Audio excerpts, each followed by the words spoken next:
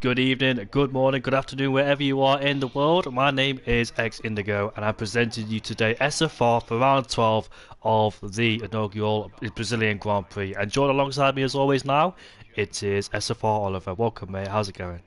Oh, not so bad, mate. Enjoying a lovely Easter with a nice Easter egg from lovely Lindors. If you want to know what Easter egg I had, yeah, really enjoyed Easter. Good race last night, and with the results happened in Holland the other week, the championship it's really closed up now. Which Jamie will gladly tell you what happened in the championship last week.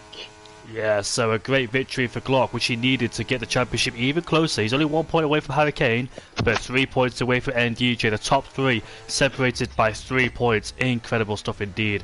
The top two of the championship, MDJ and Hurricane, suffered their own fates after collecting, I think it was Jagermal in the opening stages, and unfortunately had to go for a pit stop after breaking their wings or choosing the wrong strategies, which Hurricane suffered too. So MDJ has pushed on his outlap.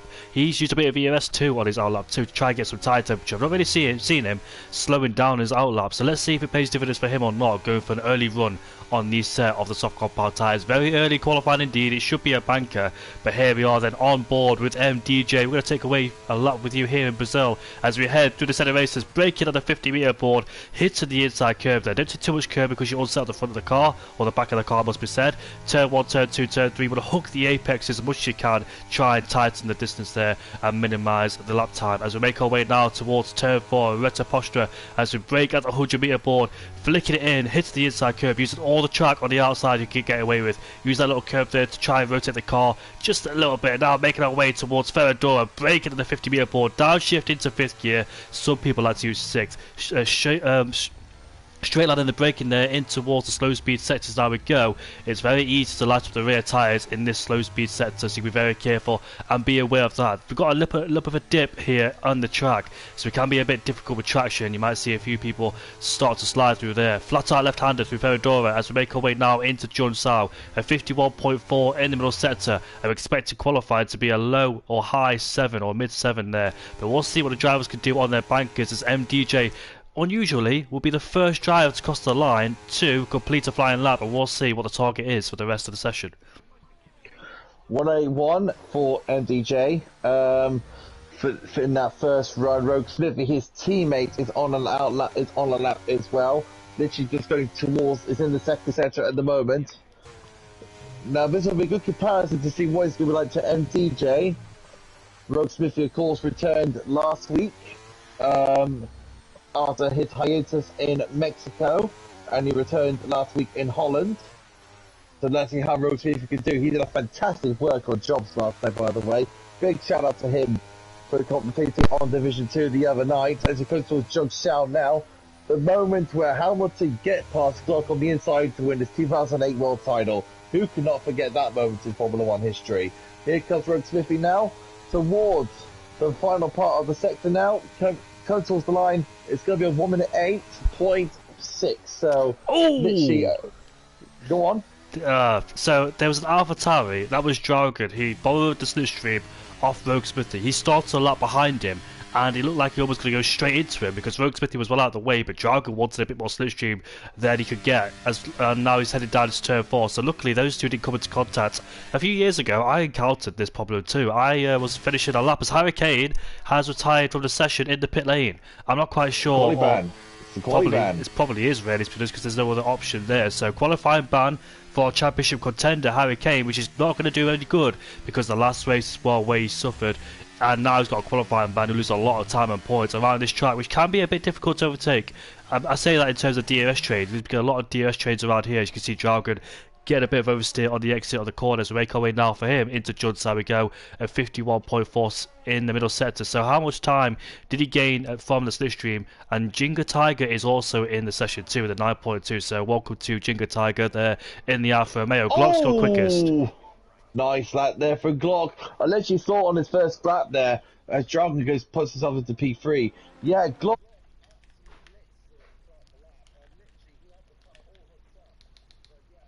Because Harry Kane got to do in that sort of scenario, starting what, last? So big work for Harry Kane. to sort out the race. He will start last, so let's see how that will turn out. There's Hazara, welcome back to the league, my man, as he set a 1:07.5, taking out on Glock. I think Hazara did win the sprint race back at the Brazilian. Just hold on for a second there while things in the background cool down. Yeah, carry on. So I'll keep an eye on Martin at the moment, so let's see how Martin does. This is Glock's teammate, of course, the Flying Scotsman, as we usually call him. As in now, turning towards the first part of the second sector. Now it's into the technical part. As you can see, the track falls away from you at this point here. Very smooth on the throttle, on traction. Then again, the circles fall away from you, down at this point here. Very good grip there for Martin, flat out through this left-hander. Now towards Zhou Xiao. This is a little bit off camber there. Needs to clip the impact, not clipping the curb. Brilliant work there for Martin, nice, neat and tidy. Now towards the flat-out part now. That's the final corner, technically it's the final corner, but it's more of a kink really than a final corner. Here goes Martin now. It'll be a 1:08.4. It'll put him up into P6. Decent lap time there for Martin with an 8.4 at this early stage of qualifying. We've still got a lot more to start or cross the to start the flying lap or try and get a lap time on the board. FNR Quace is not on a lap time. He's just a validator positive for him. It's such an easy place to validate, especially the first 3 corners where you have to take a lot of curb. On board with Berimi there. Let's see how he does in the Red Bull. On course for a podium back at the Dutch GP, but unfortunately he spun at the exit of turn 8, I believe it was. That double right-hander, we got beached on the curb and lost his chance of a podium too. Actually, Berimi scored a podium last season here in Brazil when he was making his debut here for FNR. Sorry, not FNR, SFR. He was making his debut for SFR. He did a fantastic result as well, and let's see if we can continue this. I think Berimi said last week that the Brazilian Grand Prix will be a good track for him, so let's keep an eye on him in the sole remaining Red Bull in his qualifying position, and let's see then where he can gain a bit of time lost in the middle sector there as he tried to correct the car as we make our way into the slow right-hander we go once again. Dipping the throttle there as we head into the left-hander, and now we're going into John Sauer 51.0. He's 4/10 quicker than Martin in that middle sector there, who's currently in P6. So let's see if Berimi can get himself in the 7, but people are dreading that Hazara's racing because we always know him as the quickest. Only one driver stopped him so far this season, which is Hurricane, as Berimi goes into P2. Very good out there for Hurricane.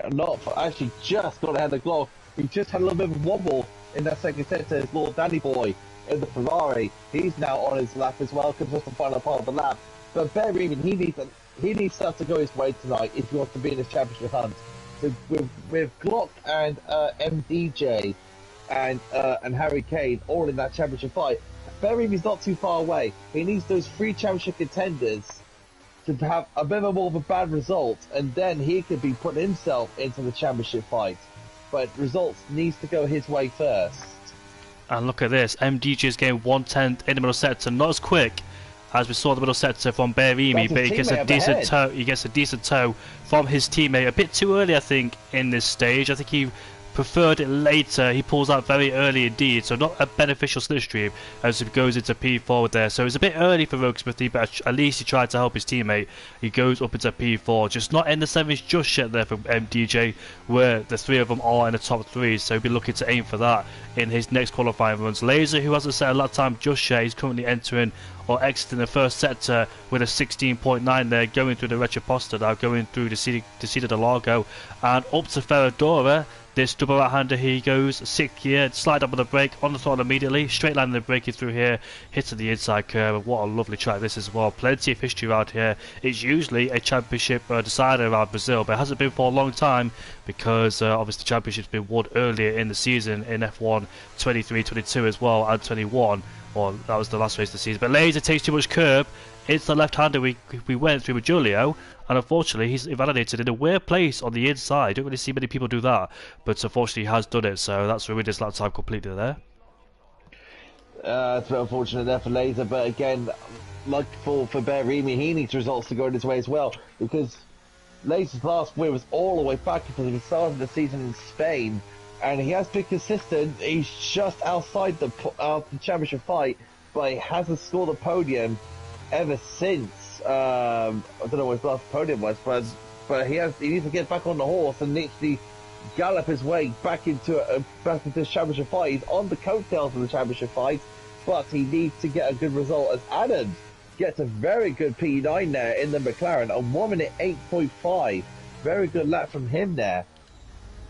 It is indeed, and Adams always gets a decent result ever since he reserved. I think he finished inside the top 10 at the Dutch GP. Looks like Laser's going for another lap time, and you don't want to be doing consecutive lap times on the same set of the soft compound tyres because they will overheat as well. So not ideal for their Laser, but I think he might be rushing back into the pit lane. Who knows? There's Samid on board with him in the Alpine, and let's see then how he progresses through this middle sector here. Very easy to lose the car. See plenty of people spin at this particular part of the track where traction is required as well. You want to get the traction as quickly as you can without obviously wheel spinning. And now coming to the middle sector here at 51.5, so not really much to the pace there of the leaders, but let's see on Samid's first lap where he can put that Alpine. Obviously he's been reserving this season. Last season he was full time, but this season hasn't quite particularly gone his way, and now we're making our way towards the line for him. He goes up into P6. Not a bad lap time there for Samid, and he's only 2/10 away from Draugen in the AlphaTauri. He's got a purple second sector. You might need to keep an eye on him because this could be touching pole here. So he's only about 200s up in the middle sector, but I don't think it'll be enough for pole, but might be enough for P2. So let's see if we can try and dislodge Berimi, which he does. And he found a bit more time, only 1,000 more quicker in the final sector there for Glock. But Hazara just too far ahead for the rest of the field there. And every time he races, the championship contenders do dread it because they want the maximum points. But they find themselves with an esports driver here, which they don't want whatsoever. Martin, I think he's gone into P7 in the Mercedes, which he has. Good job there for Martin. Been a bit unlucky in the past few races, especially in Mexico, where his race ended before it even started, really, because when he started the Grand Prix, there was a car who blocked him, and it caused him a bit of full-wing damage already. But FNR Quace, who is he is on a flying lap time, I think he is. No, he's not, because that's not really a representative middle sector, but he's still looking to find a lap time on the board there. He's turned his ERS off as well. Laser, who hasn't got a lot of time on the board, he does tend to leave it out there quite late, but he is out of the pit lane right now. So let's hope for Laser's sake he get a lap on the board because the time is ticking down for Laser. But the best part about this track is if you validate, you can go for another run on the same set because it's quite the track is very short. Very small. I'm losing words here, I don't even know what I'm saying, but the track is very short, like Austria as well, where you can do multiple runs. Hungary, Canada, if you validate more than once, you can go about 4 or 5 runs, whereas Belgium, the track is much larger as well, like Singapore too. Smithy is struggling out on his second run at the moment. He's just trying to get himself up there, but he's on 2-lap old soft tyres. I think he thinks he's got life in it, but like you said before, the tyres do tend to get quite hard. He's had a bit of a wobble there going into this mid part of the second sector because the tyres are right now, they're 2% worn, 2 laps worn down. So whatever Smithy has in the tank here, he can produce on another set of tyres. So I think he wants to get another lap in for the Delta and then really push it for this flying lap because Smithy got very well caught. Well, what happened to Smithy? Has he gone off in the final corner? Yeah, lost the rear end of the car, lost the rear brakes, and literally spin off onto the grass. Very easy place to do that. If you touch the grass on the inside, on the outside, sorry, you will spin off. But here's Laser, 16.9 through the first sector. I believe he did that the last time as well. So I'm not quite sure what the best first sector is, but hopefully it's on par with the others as we make our way into Ferradura. There's his teammate. Gets out of the way for him as we make our way now towards turn 7. A slow speed corner, want to hit the apex on the inside, which he does do, and you just want to be careful through here. Very easy to understeer and lose traction as well. Now open up this corner towards turn number 10 we go. This slow right-hander, sweeping through very nicely, back of the power immediately, and this is where he validated last time, but there's a red ball in the way. That is Berimi, who gets out of the way very late there, and it's a 50.8. That's the best middle sector I've seen so far from anybody. I haven't been on board with Azara, so I'm not quite sure what his middle sector's like. But Laser, where's this lap time going to put him in the McLaren? As he crosses the line now, it's going to put him into P2. Nice lad there for Laser, but did the Red Bull of Berimi just puts him off slightly there?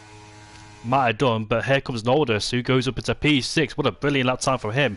Noldus has always had decent qualifying pace, but in terms of race pace, he has been there, but he's picked up a few penalties now and then. We saw in qualifying how messy it was for him back at Zandvoort, and Adams goes quicker on his previous best by 200 as well. But Nordis has got some serious pace on Aston Martin when he hooks it all together, if he's not making small mistakes like he did back in Zandvoort too. We've seen him who's in P13, we've seen him towards this part of the midfield here, and he did some really good job sometimes of trying to be consistent, but he has struggled in the past few races. 16.9 for his first sector is not actually that bad, to be honest, so hopefully he could continue his way. And TNR Langfeld, who's currently gone into P10 in the Alfa Romeo, decent lap time for him. And I think Mackett, who's just joined the session, who always joins late for some reason. Mackett, I'm not quite sure if it's work related or something like that, or just been on the toilet. But we're coming towards almost the end of qualifying, so this is going to be the main stage of qualifying where we'll see the drivers gun for pole position as Laser is in the pit lane. So that's it for Laser. He won't be improving. He'll be sitting on the sidelines watching to see who could take pole. So, all down to the final runs, then the track has rubbered in. The cars are feeling light. The tyres are at their supreme condition.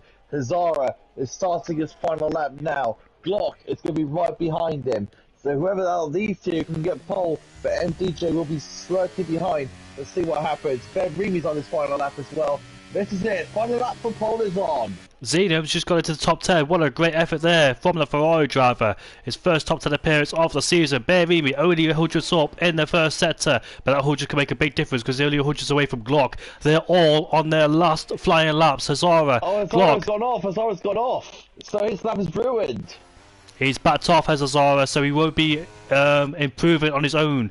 But let's see if anybody can dislodge him from pole position. Glock, he's trying to go for another pole in his career here in SFR. He's trying to do the same thing or get his first pole. He actually got a pole position back at the Dutch Grand Prix, did Remy. So can he continue on his performance as we make our way through towards the middle sector? He's off by 700s, unfortunately for him. Can he find any more time in the last sector? I'm not quite sure. So it might be over there for Remy because the last sector is literally only one corner, really, essentially. But DRS. Oh no, close out! He's gone, yeah, he's actually gone. I tried to look for him to see what happened, but he's retired. And MDJ goes into P5. Actually, MDJ is starting the last lap because he went very late. But Glock is out of qualifying. A very unusual mistake there for Glock, which will see him in P3 or lower, depending if MDJ can do something about it. MDJ already 1/10 quicker in the first sector. Rogues Pitty goes up into P9 in the Williams there. Great effort for him to get himself back inside the top 10. But all eyes at MDJ because Laser can't do it. Drauger's got up to P5. Remy can't do it. I don't think he can. No, he can't. He's backed off on his last lap. So all eyes on MDJ to see if he could try to take pole away from Hazara and try and leapfrog his championship rival. Samid has got up into P6 there, joins the 7 club at 7.9, just on the verge there. But what about MDJ? What can he do as Langfeld goes into P10, smoke in P12? Here comes MDJ in the middle sector, 3/10 up. It's the Williams driver, that could put him into P2. Can he find any more time in this last sector? I don't think nobody is going to touch Hazara's time at 7.5, but the battle for P2 will be on between Laser and MDJ, all championship rivals, as MDJ makes his way towards the line. It's P2 from here, it's a 7.6. MDJ will be very pleased with that, very pleased. A very strong performance there from MDJ. Obviously qualifying has not been his best forte, but looks like he's done it today with a 7.6. I don't think he minds start to second place, knowing who's in front and first in Hazara. But great qualifying from Laser again, and the standout for me, I think it's seen him in P9. He's done a fantastic job in the Ferrari. He's always struggled he's always struggled here at SFR. You see him towards the lower end of the field. You see him get lapped a few times, but he's done a great job so far in P9. His best result, I think, is the first race of the season back in Spain. And that's when Laser won the race, and he hasn't won a race since then, so he'll be looking for another race win. But MDJ has won last season around this track, even when Hazara was racing, because Hazara was racing here in Brazil, but he lost out to a victory as MDJ took the victory and Glock finished second place. So let's see if we might see a same story, or we'll see a new winner here in Brazil. Yeah, absolutely fantastic stuff. Laser will be pleased with the P3 there. That to help out with his championship chances. Glock, what could have been for him? What a disappointment. Literally losing at Zhongshao, but he'll be motivated to go into the sprint race which is coming up very, very soon. Harry Kane, 19th in the Red Bull after his quali ban. So what can he do? Because right now we've got, 12 laps of the sprint race left. And then after that, we've got the 36 laps feature race. So Harry Kane can make a few places. Yeah, it's not actually a sprint race. It was last season I was talking about the sprint races. Yeah, we have got a sprint race today. Have we? I don't even Yes, know. look. Oh yeah, we have. Sorry about that, ladies and gents. We haven't been paying attention. It is a sprint race, as Oliver said. We did have a sprint race here last season, and I think it was Hazara who won that. It was actually raining too during the sprint race. It rained a bit during the race, but it stayed dry for his first podium of the season. So sprint races, that's an interesting feature for this as well, because let's see the tyre strategies around here. Will they go for the soft compound tyres? Will they make it 12 laps? Will drivers have to go on the medium compound tyres? Who will risk it? Who's trying to save the tyres the most for the feature race? Because you can't afford to use many tyres around here in Brazil. The guys at the front won't risk it too much for a sprint race unless you're the championship leader. But this gives a second shot for Harry Kane to make his way through the field as quickly as he can in the sprint race to get a best starting place for a feature race, like Hamilton did back in 2021 when he got disqualified in qualified. He made his way through the field in the sprint, finished P5 but had a 5-place grid penalty, started P11, and we know what happened there when Hamilton took the victory over Verstappen. So Harry Kane in the Red Bull this time, he's the one trying to make his way through the field, try and gain as many positions as he can to get the best starting grid for the race and try and minimise that pain too. Yeah, I totally agree. And with Harry Kane, of course, he needs to do what Hamilton did. What he needs to do, he's a very fast driver, so what he can do is he can play it safe, drive the way he does, get through the field, and he can get the first part done. The second part, he can make the work done in the feature race, what he did in the sprint. But that's all down if Harry Kane can get himself through the field as quick as he can. Also, tyres can be a factor as well. The softs will degrade a lot more quicker than the mediums, but the mediums will take a little bit more longer to bite in. While the softs will have the instant grip. So right now, it's all about very strategical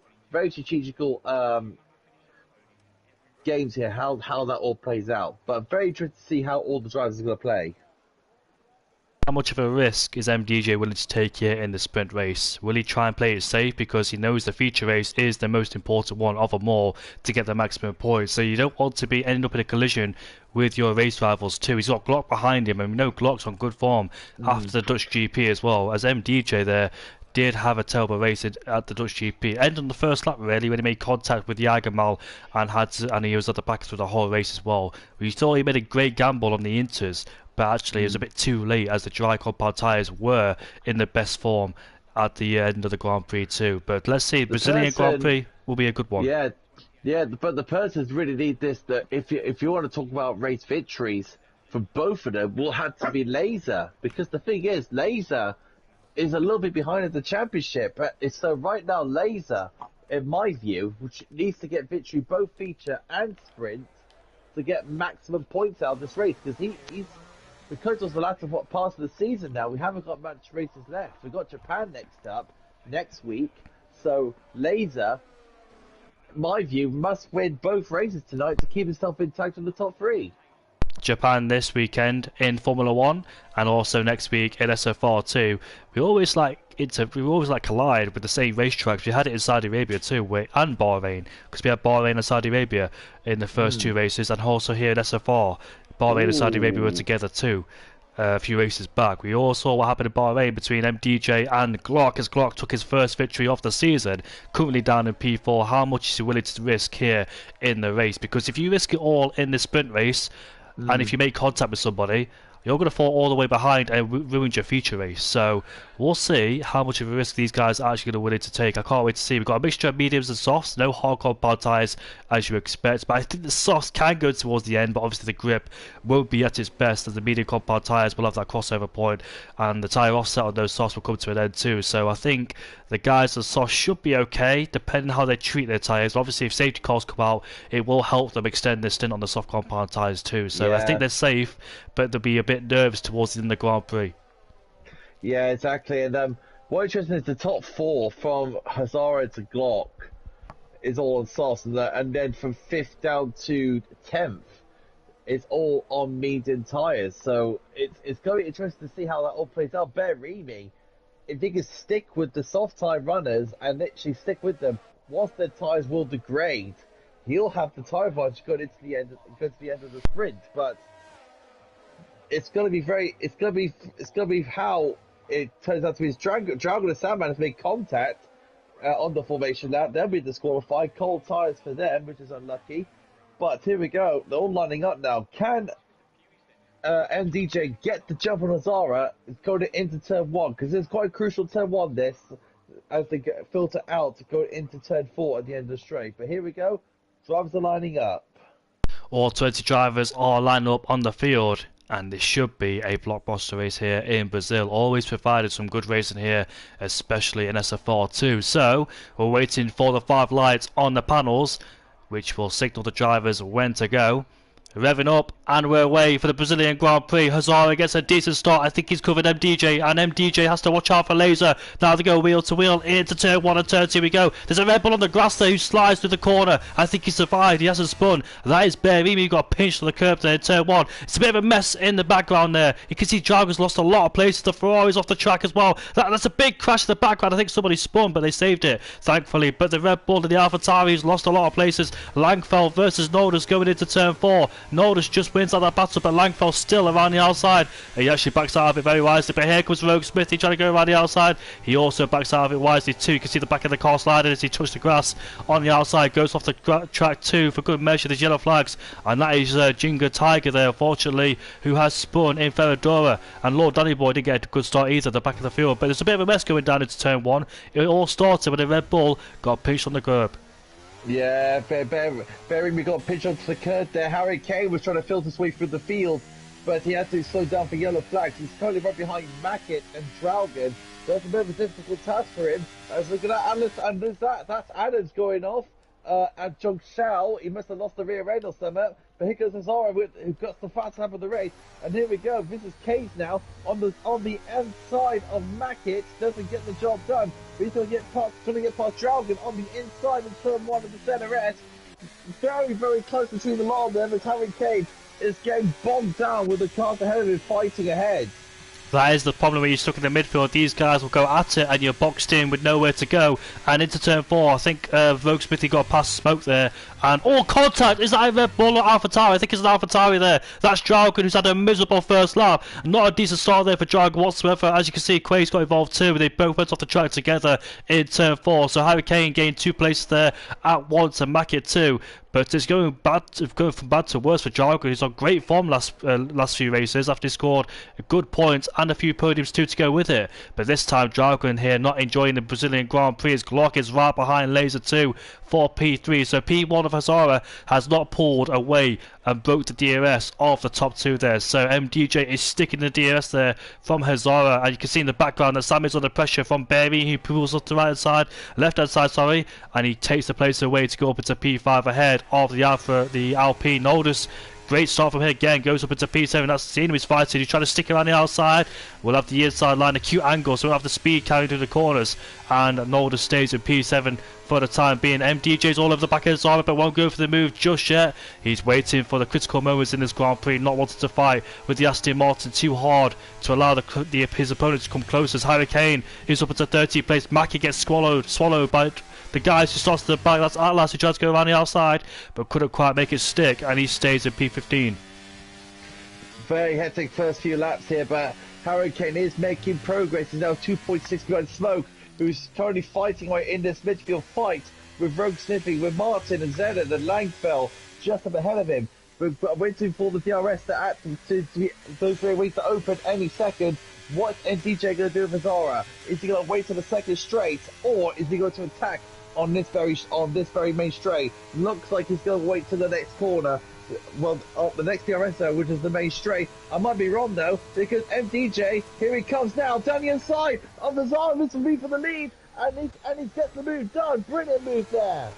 It's gone for its turn 1. I'm surprised he waited turn 4, where there's another dose of DRS, because Hazara is all over the back of him with DRS on this straight. MDJ goes defensive on the left hand side, trying to force Hazara to go around the outside of him, but he doesn't quite do it, as you can see there, going into turn 4. Glock, meanwhile, got past Laser 2 on that lap. He puts himself up into P3, and the top 4 on the soft compound tyres are bunched up. The top 4 have pulled away from the medium runners from P5 downwards there, as Bearmy's left 2.1 seconds behind. But we'll see if sacrifice the set of softs will help him towards the feature race as well. I think that's how it works in the sprint. If you start on the tyres now, you won't have them towards the feature race, if that's correct or not. I'm not quite sure in terms of tyre allocation around here. But Rogue Smithy has overtaken Zeno. He puts himself back up into P10. He's still trying to fight down the inside, but Rogue Smithy on the outside with better grip, better tyres of course. He puts himself inside that top 10. And Martin there, who's on the soft compound tyres, we're looking to get past those medium runners. But once again, we head on the straight onto lap 5 out of 12 with MDJ leading this race ahead of Zara. Glock in P3, Laser in 4th place. Headed into turn number 1 there. Hazara's not going to go for a move just yet, but further in the background, Smoke has gone for a move on Zeno, who was inside the top 10, but he's demoted down into 12th place, unfortunately for him. But Hazara's all over the back of MDJ. Will he go for a move into 4? Yes, he will. MDJ is already fighting hard as they trade places with DRS there. Hazara goes back up into P1. Saman is all over the back of Berimi as well. Harry Kane at the moment currently in P13 behind Zenon. He's making fantastic progress on the medium compound tyre, using his own pace, his own advantage. So right now, Harry Kane has got all what to do. He's got to try and get inside the top 10 before this race is out. That'll put him in such a good position for the feature race.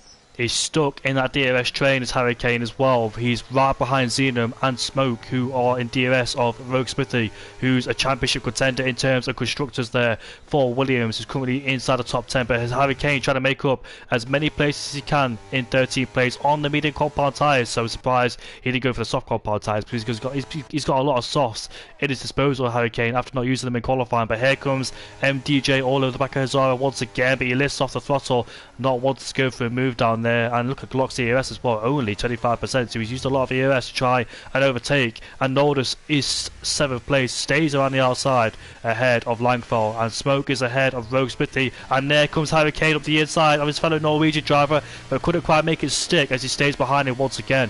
And MDJ going down into turn 4 does not overtake, but Harry Kane can see that the Ferrari is derated on the straight, so he should try and look for a move up the inside, but he's too far back as Harry Kane. It is a sprint race, you've got to be patient, but at the same time you've got to hurry as well. Here comes Harry Kane. Will he go for a move? He backs out of it very wisely there, knowing there could be contact. Into this double right hander we go. Is there a move up the inside on offer? No. You can see Xenom on the later brakes there defending that, so not letting his Norwegian compatriot go and have it easier for him. But I presume Harry Kane will overtake Xenom on the straight, as you can see with the ERS advantage he has. And Adams has gone for another spin there, unfortunately down in P19. That's the second time he's spun in this sprint race, so we're not really having the best race out here in Brazil. But MDJ all over the back has Hazara. He overtakes him very early in the straight. More yellow flags. That's an AlphaTauri. That's Atlas Copo who's gone for a spin. And in the background, that's Laser pulling to the right hand side to try and cool down the engine, it seems, as Harry Kane does dispatch Xenom and he puts himself up into P12. Next target is a Williams, but it's Rogue Smithy. Can Rogue Smithy defend from Harry Kane? From MDJ's point of view, he would like Rogue Smithy to defend from Harry Kane at this moment in time. Hazara putting all sorts of pressure on MDJ as Rogue Smithy gets past Smoke into the top 10 he goes. He's now 1.8 behind. Rogue, look at this, Harry Kane. Starting looking down the outside of Smoke here, going to the double-hander. This is really brave from Harry Kane. Smoke goes for a spin. And my God, was he lucky to be ghosted. I'm not quite sure, to be honest. I think Harry Kane left enough space, but with the nature of that corner, it's so tight. I'm not quite sure. Harry Kane's obviously around the outside. He's trying to give him enough room and respect, but the understeer there from, I think it was Smoke, who just spun in the end. It's a difficult one, but I don't think no one's to blame there. It's just a racing incident, in my opinion. But Rogue Smithy, I don't think it's Harry Kane's fault. There's no DRS for Rogue Smithy, so this should be an easy overtake for Harry Kane. And let's see if he tries to make a move before turn number 1 he goes. He's up into P10. There's 4 laps left to go in this race for Harry Kane to try and make up as many places as he can. So far, he's been up 9. But how many can he make up? Not as much as Lewis Hamilton did back in 2021, but obviously I think there was a few more laps than this. Yeah, it was. And look at this Berimi. Now the medium tyres they're going to think that the medium tyres now will come into effect now. So here comes Berimi and Samad. Those medium tyres will now stay to effect now. This race is not going to be over just yet. Ah, that's a very good, interesting point because last time I checked, he was 1.8 seconds behind Laser. Now they're both in this DRS train, including Samid. So this is a great shot for the medium runners. But will they be will they be stuck in this DRS train? That's the question. Because if they've caught up, catching is one thing, but overtaking is another thing as well. And when you're in a DRS train, it is not easy whatsoever. So let's see if these guys can progress forwards on these medium compound tyres and see if the mediums were the tyres to start on during this Grand Prix. But Glock now putting pressure on Hazard in front of him. As you can see, the target in front of him has DRS2, so he's not able to go for a move into turn 1 as they're carrying the same speed down the straight there, as Glock has to stay behind for the time being. But Hazara then has the DRS once again as Harry Kane overtakes Martin for P9. I think there was a bit of contact there. I just went on board and you can see the back of the car stepping out as he had to correct it. I think it was a late move down the inside, I'm not quite sure, but anyway, he's up into P9 and next target is Nordis in front of him in 8th place. Yeah, definitely Harry Kane is making fantastic progress at the moment, 1.3 behind now. Literally, Harry Kane is doing all he can at the moment to minimise that dash for his qualifying ban. Glock has gone a little bit wide there. Laser's going to look around the outside and see if he can get that move done. No, Glock defends it. An unusual place to go around the outside there, but it can happen sometimes, especially when tyres get older. Drivers tend to struggle, and we'll see who has the best grip on these soft compound tyres. They're starting to fade away now, as you can see in these slow speed corners, that the medium runners get even closer and closer, and Hazara is all over the back of MDJ there. So let's see if he'll launch an attack. You can see 100% ERS. They've both got good ERS management, so it could be either down to who's first this DRS train on the last lap to try and out drag each other. Look at Glock looking for a move. He almost scrapes the back of the Williams there, but thankfully does not. He's had a few contacts, a few collisions with the Williams. Notice up the inside of Langfeld, those two are having their own scraps, and just behind them is Harry Kane's on a charge. But I think P7 is at best for Harry Kane because I think the guys ahead are too far away. Yeah, I totally agree. I think with Harry Kane, he'll definitely take the P7 going into the next race, as drivers in the midfield are all scrapping away. But look at this top 6 fight is only covered by only a few seconds. I'll tell you that for a fact. Yeah, 1.5 seconds between first and sixth is all covered by. 1.6 is the gap. I think Williams has spun. And he has. That's Rogue Smithy, who's gone for a spin at Ferradura that tripped the double right-hander, and he's dropped himself into 15th place, qualified inside the top 10. But I think those soft compound tyres are starting to struggle and fade away. As you can see, the top leaders there really do struggle in that middle sector on the soft compound tyres, but the medium runners are still stuck behind, not able to do anything about it. So here we are then, lap 11, the penultimate lap of this Grand Prix. MDJ is following Hazara, who's the race leader. Glock is right behind him too. Laser looking for a move up the inside, but can't quite do it. Frustratingly, P5 and P6 of the medium compound tyres can't look for a move either, and Noldus is ahead of Langfeld once again as those two trade places for 7th place, but they've got Harry Kane all over the back of him. Every single driver, all the drivers here trading places. We head down into turn 4 we go for the leaders. Not moves being made as Martin left the session there. Glock a bit of oversteer at turn 4 will that allow Laser to get even closer. Once again, Langfeld is ahead of Noldus, who gets on the curve there. Jargon, who spun early in this Grand Prix, is up to 11th place thanks to the expense of Martin, who left the session, but hopefully he can get back in the session he goes. But it's going to be so close. Who is going to win the sprint race? I bet it's going to be so frustrating now for all these medium compound runners because they all got one more lap to go. This is where desperation will start to kick in. But don't forget, wherever they finish will be their qualifying position, their position for the start of the feature race. So right now, all these drivers now want the best position possible going into the first lap into turn 1 of the next race. So nothing's lost yet. How much are you willing to risk it? Fights it all out on the last lap of the Grand Prix. MDJ can't afford to fight it too much, even though he's the championship leader. He can't afford to throw away many points by making contact with a Hazara or Glock. Glock also a championship leader. Noldus once again up into P7 there. Harry Kane can't find a way past these two despite the ERS he has on that Red Bull. But here comes MDJ for the lead of the Grand Prix. And he does it before, said it before. Great move indeed there. And they've dropped Glock. Glock is actually a second outside the DRS range of Hazara. So I think he started struggling with these soft compound tyres as Rogue Smithy picks up and he's out. And here comes Harry Kane, who's fighting with Langfeld. I think he's got it. Yes, he has. It's up into P8 now. And the next target for him is P7, which is Noldus. That's a great recovery despite a qualifying ban, but it might not be over yet. They have got one more DRS zone before the finish line, so Hazara's not entered for pole just yet. It's not over yet, folks. Between these two, anything could happen on the line. Will Hazara get a decent exit out of Junsao and try and out-drag him? You can see he's late on the brakes there. Is the Aston Martin driver. Now the ERS is being applied. You can see the fuel is very low, but the DRS will come active right now for them. Can he try and take MDJ on the line? It's going to be so close. I don't think he can. No, he can't. MDJ wins the sprint ahead of Hazara, clocking P3. I'll tell you now, Remy only just misses out. But look at this, oh, Harry Kane almost got nailed it, but he'll start PA for the feature. Look at the gap of finishing right there.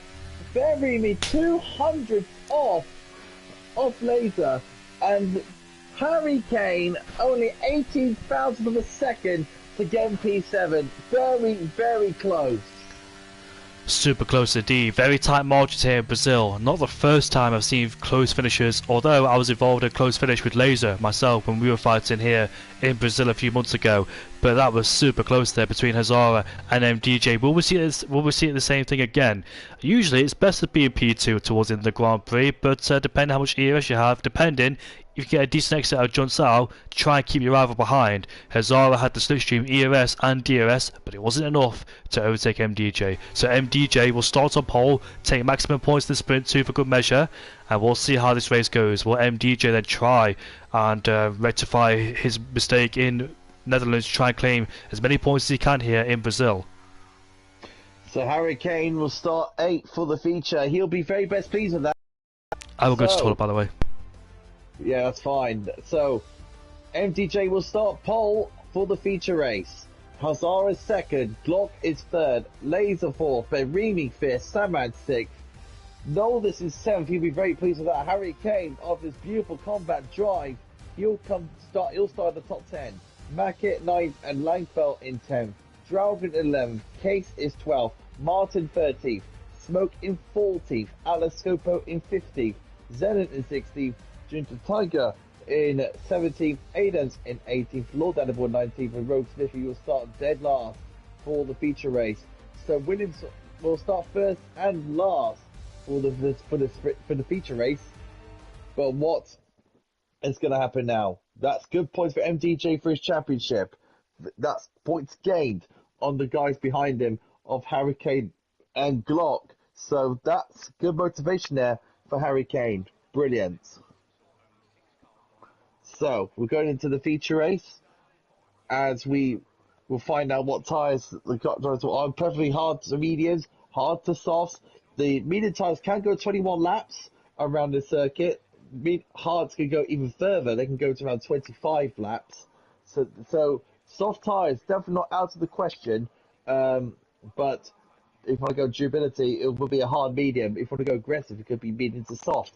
So that's 21 laps on the medium compound tyre, and soft tyre will go about 14 to 15 laps around the circuit. So very interesting choice of strategies. It's looking a little bit grey at this moment in time, so hopefully that's not going to be too much rain around. So that's going to be a factor. So we're just waiting for all the drivers to get back in. Yes. Hello to you too, Jamie. Welcome back. Thank you. And we've got a few comments in the chat. So, evening boys, it might rain in the future, says Ramavaj. Good luck for everybody. And Glock repeating words that I can't say because he crashed out, I think, at Junsao when that happened. But Glock finished in P3, he was stuck in that DRS trade. He did lose a bit of time too. I can translate what that says. It's fast forever speed. I actually thought you were going to translate that for 1 second, so I was a bit nervous. No, fast forever speed. That's what got. FS means FFS, fast forever speed. And that fast forever speed put him in P3. Yes, exactly. True. No, his actual words is not. I'm not going to be saying on broadcast. It is a family show at the end of the day, if you want to say it that way. So I just found out that Williams are starting first and last, pole to last. So Rogue Smithy did retire in the sprint, so he'll be starting 20th, and MDJ will start pole. So Rogue Smithy has got work to do to help Williams out in the championship. He has indeed, because he's also very important in the Constructors' Championship. MDJ needs him to score as many points as he can. And Glock says not much speed on those softs. Yeah, those soft compound tyres were starting to fade away towards the end of the Grand Prix too, which I'm not surprised. It took them 12 laps, which sounds short, but at the same time, in these games, 36, it's a very long stint on those soft compound tyres, and they will start to fade away. But I think it was best though because they were all on that DRS trade, and the medium runners didn't even overtake one of them. So yeah, despite starting the medium compound tyres, which seemed to be the best tyre to be on initially, they couldn't gain any positions because they were stuck in that DRS trade. So the guys in soft compound tyres just managed to survive. So we're just waiting for the third tyre strategies at the moment. Just waiting for MDJ to give the call, which he has. So we're waiting for the 36 laps of Brazil. In the past, like I said before, it has crowned world champions. I mean, look at this way. Sebastian Vettel, in 2012? Magnificent race from him there to get his Red Bull to where he needs to be to win the championship over Fernando Alonso. Lewis Hamilton, 2008. He winning on the last lap. You're talking Jenson Button, his first world championship for Brawn back in the day in 2009. Hamilton, also, he, like he said, did one of the best comeback drives of his life back in the day as well. You also had the likes of Senna, who was a master of Brazil. So yeah, here we go. We're about to find what the tyre strategy is going to be. And look at that. Nearly 80% or 90% of the grid has gone for the hard compound tyre. Unsurprisingly as well, the hard compound tyre is being introduced in the future race for the first time, and majority on the hards, like you said, and a few on the mediums. So those guys in the mediums looking to try and take advantage as much as they can at the opening start of the Grand Prix. And we'll see the usual strategies from these guys. They're doing the one stop, but safety cars can be deployed because it can be a very difficult circuit to keep the car on the racetrack. We've got a few walls in the middle sector too. So let's see how the strategy plays into people's hands. And racing around here in Brazil, I've been stuck in the DRS trade before, and it's absolutely horrendous because you just can't find a way past anybody, especially when you're about 5th or 6th at that DRS trade. So it is frustrated. And Jargon finished in P11, so he starts 11th place despite spinning. But can he find a new pace too in this race? What can Harry Kane do from 8th place? I bet he's glad that he had the sprint race to try and gain as many positions as he can and points too before the race ended, and try and put himself in the highest position he can to get in the feature race. So I bet he's glad that has happened for him, and at the expense of that, gain 11 positions, which is not too bad with only having 12 laps of this Grand Prix. I'll tell you now, Harry Kane, he'd be lucky to have a qualifying ban today for a sprint race as well. I mean, he couldn't ask for much better, couldn't he? From 18th to 8th, gaining 10 to 11 positions. Now he can make the next 7 to try and get himself back into where MDJ and Glock and Laser, where the championship fight is at the front. But Laser, he needs a very good result tonight. He didn't get the victory in the sprint race, but he can try and make amends for it in the feature. But he needs MDJ and Glock and Harry Kane to have a bad result tonight. Last time Williams were on pole was Brazil 2010.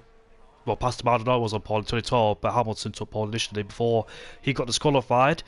But yeah, MDJ on pole, like it was for 2010 for Nico Hulkenberg back at Williams. Seems a long time ago now, and Hulkenberg led the Grand Prix 2 in the Force India, which is now known as the Aston Martin, and the Aston Martin's in second place too.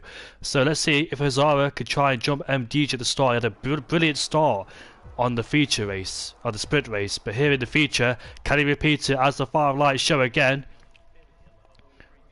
And we are away for the Brazilian Grand Prix once again in the feature, and MDJ this time gets a lovely start, and up the inside goes Hazara, but not enough space as Glock tries to fight him into turn 1, turn 2 and turn 3. The top 4 sort themselves out, scrapping in the midfield as you expect as well. Here comes Nordus versus Mackie. Mackie starts at the back in the sprint. He makes his way up into 8th place. Already a spinner down there, which is Lord Danny Boy. Not had the best sprint either, and unfortunately here in the feature once again, and another spinner down there. That's the Alfa Romeo's. Langford goes around the outside.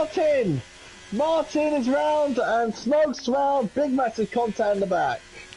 Yes, you can see there's a lot of contact because there's a lot of drivers that are separated from P12 to P13, a 4.9 second gap. So something happened in the midfield. I think we've got a safety car or virtual. It's a virtual. VSC. It is a virtual because you can't see the safety car on the full map. Martin almost hit the back of Atlas there. He almost broke himself and tapped the back of it. But the VSC has came out to slow things down then, so this is a great start, a great opportunity for MDJ to try and save the ERS he used and try and cool the tyres down too. But now it's all relaxed with this VSC coming out. Let's see who's getting the most and lost the most. So the top 6 stayed where they started. Hurricane gained 1, Mackett gained 1, Nordus lost 2 from the expense of Hurricane and Mackett. Quace gained 2, Dragon stayed where he started, Lagval lost 2, Zidane gained 3, Roguesmithy gained 6 places already, so I wonder if he avoided all that contact. But we go racing once again, and looks like MDJ gets a decent restart with Hazara all over the back of him. Glock is there too. And this should be another fascinating battle with these guys. We can see Hazara went deep into turn 1, but that opened up the opportunity for Glock. Trying to overtake. He was third in this DRS train. He wants to put himself second. He's all over the back of the Aston Martin. We know he uses a lot of EOS in the early stages of the Grand Prix. The gain and the Williams defends the inside line. Probably boxes Glock in. And he does so. And Hazara stays in second place for the time being. So that defence on the inside probably helped him. And now Hazara's all over the back of him going into Ferradora. But I don't think I'll make a move because that's too risky, and especially at the early stages of the Grand Prix, not really a chance to. Oh, look at the Glock going to the inside! Couldn't quite make it stick, and now Laser's looking for a way past the Mercedes driver, but he has the outside line and better traction, so that was very opportunistic for Glock to get past Hazara. He knows he doesn't want to be third in this DRS train. He wants to put pressure all over the back of his championship rival. Hazara is an obstacle in the way because he is essentially a reserve driver. His main target is MDJ, the championship. Yeah, so Laser, like I said before, had a sneaky look at him, but Langfell, what happened to Case? Case has spun round for 10. That's a bit annoying from him. And this was just the Mackett has gone past Harry Kane. Harry Kane actually loses the place. Down to P8 now, so Harry Kane has got work to do. DRS is enabled once again, and Mackett is on the medium compound tyres. We expect it to be quicker on those mediums, but he's stuck in this DRS train, and it can be very difficult to make your way through this train as well. So let's see how much positions you can gain on those medium compound tyres. Obviously, no one has set the fastest lap of the Grand Prix because we had a VSC on lap 2, I think it was, heading into lap 1, heading into lap 2. But here we are with Glock all over the back of Hazara. Once again, he goes up the inside, and does he make the move stick? Hazara is very aware, he knows he's coming up the inside, but he stays in P2 for the time being. Glock is being very opportunistic, and up the inside again. We don't really see this in racing at the first stint, but here we are, and MDJ might be able to pull away, but they go side by side. Into Magello we go as we head down to John Sao. They're still side by side, and they're slowing each other down by staying wheel to wheel in slow speed corners. MDJ has almost broke the DRS, which he has, but I think Hazara's just got it. So Glock is being very, very aggressive in this race.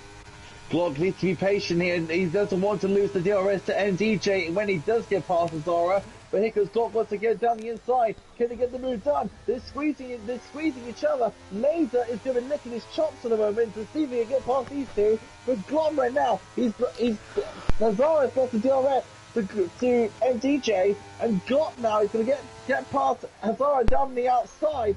And now it's Laser's turn to get past Hazara. But Glock is very aggressive in this race.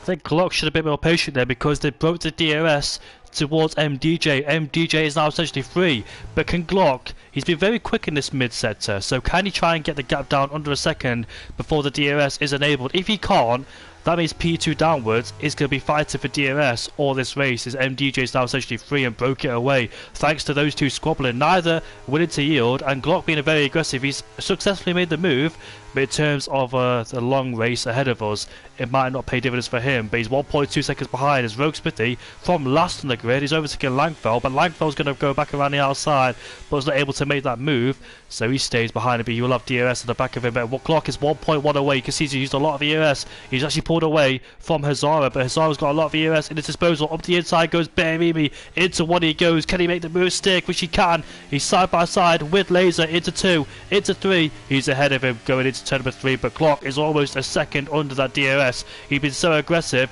but has it benefited him at all because he hasn't got the DRS back at MDJ, and also he's deracing down the straight too. So right now, Glock, he's using all of that ERS to his advantage, but at the same time it's going to become a disadvantage because now Hazara, he's got nothing to defend from Hazara. So right now I think Glock has sort of cost himself to defend him from Hazara. If Hazara sits very close to Glock, I think it's a big position change when it comes to the main DRS straight going into turn 1. He's almost tantalisingly close in that DRS range as Glock, just not able to get inside of it. And obviously on this straight, MDJ will carry more straight line speed because Glock will be derated, so he's not able to get back in DRS. But what he should do is allow Hazara pass to get back into the DRS. I know it sounds silly, but you've got to lose a place sometime to make it better in terms of the long race that he has. He's pulling to the right hand side, and now he's going to let Hazara through to get the DRS off the back of MDJ. That's the wise thing to do, because you can try and use all your ERS as well, but Hazara himself is not able to get back in DRS range of MDJ either. And Alfa Romeo has spun again. Martin is fighting with Rogue Smithy for P11, and the Alfa Romeo of Tiger unfortunately spinning out John Sauer once again, but Hazara's almost in DRS range. Has he got it? I don't think he did, you know, down the straight. So what Glock needs to do now is make Hazara making his half-steam machine. If he can stick behind Hazara, will have some pace behind MDJ, because MDJ is now only 7 seconds ahead. So Glock needs to stick behind Hazara. It does sound silly, but he needs to harvest his ERS as much as he can for the latter part of the race. It's all about a very strategical game, and Glock needs to play it. It does indeed, going all out in the first few laps of this race, but might not have anything left in the mid part of it too, or the end of it. But now MDJ is under pressure once again. He's got Hazara all over the back of him. Fair play to Glock. He tried something different. I bet he was hoping to clear Hazara and get the DRS off the back of MDJ, but Hazara, not willing to give up, allowed MDJ to break that DRS, but they're back together once again then, so MDJ will not be able to break this DRS from Hazara. I bet Hazara was frustrated there, thinking why Glock fighting so hard, but he doesn't realise that first and third are in a championship fight, so Glock wants to dispose Hazara as quickly as he can to focus on MDJ at the same time, because Hazara is a reserve driver, like an obstacle in the way, like I said for Glock there. Doesn't want Aston Martin in second place. He wants MDJ all for himself. It's an obstacle. Hazara's in the Great Wall of China at the moment, literally all over the back of MDJ, causing an absolute nuisance and putting so much pressure on the Williams driver, squeezing him into sort of wall of mistake. It's like a python or a boa constrictor, literally trying to squeeze the life out of MDJ's ERS here. He wants to make him attack. He wants to make him push his tyres. He wants to make MDJ suffer under this amount of pressure. Here comes Hazara now to see if he can get past him. So we'll have DRS again on the straight. Will he go for it in turn 1 or wait for it in turn 4? We'll have a look now to see if Hazara will decide to get past MDJ. He will take the lead of the race on lap 8 out of 36 then, and he goes up into P1 before turn 1. Further in the background I can see Mackie trying to go for a move. He's just a bit too far behind with that DRS trade. It's not helping the medium runner to progress his way through like he should be on those medium compound tyres. That's the disadvantage in terms of being stuck in the DRS trade. You just can't go anywhere, and the guys on the alternative strategy are in a better place because they can go longer and keep you there in P7 as well for good measure. And remember, Rain should be on his way too, because I think Ramavaj said Rain is on his way, but I'm not quite sure where it is. But Ramavaj is not even racing tonight, so I wonder if he's engineering a driver out there. But down the inside goes Glock down the inside of MDJ again. He wants MDJ. He's gunning for the title. He's going to take every single risk and opportunity. MDJ will be liking that. He bars me out the way, MDJ will say. Glock, he'll say the door is open. But this is racing at its finest, folks. The championship is starting to get heated between these two. The Williams versus the Mercedes. They became a cropper in the last few races, and it's starting to happen again as Glock almost lost it out of John Sau. So not only he's fighting with MDJ, but he's starting to lose the car a bit as well. And now he's in second place. But here comes MDJ, use the battery on Glock, and we've got a Williams to spun. That's not MDJ because we're on board with him. He might take 2 for 1. No, he doesn't, but he's so close to go up the inside again, Glock. He's not willing to give up. He wants MDJ out the way. They're contact them over the wall. They're in a spin, and they're in the wall too. That's what happens when it gets all feisty out there, folks. Laser is going to be licking his chops now. He is going to be loving every single bit of that, because now he is now going to be thinking to himself, right, now the top 2 of the championship has sort of taken themselves out of this race. Now he's going to be thinking, oh, I got an opportunity now. Let's see if I can get past Bering and Hazara. Let's see if this happens. Another driver who'll be licking their lips, Harry Kane. He's seen first and second, or first and third of the championship as Barry be there sliding to the corner. The rear locks, the rear brakes all locking up. But Harry Kane will be very, very excited to see that too. He knows that MDJ and Glock are right behind him. I'll tell you now, this race has just become wide open. The Alpines as well. You've got to give them a big shout out to them. Running forward with 5th. Noel this one's a fantastic race at the moment in P7. He's sticking behind his DRS train as well. Draugen, after a very bad sprint race, is now into P8 as well. Let's see how that all plays out. But Glock, with his aggressiveness, has cost him. This cost him the race at the moment. Let's see how it all plans out in the latter part of the race.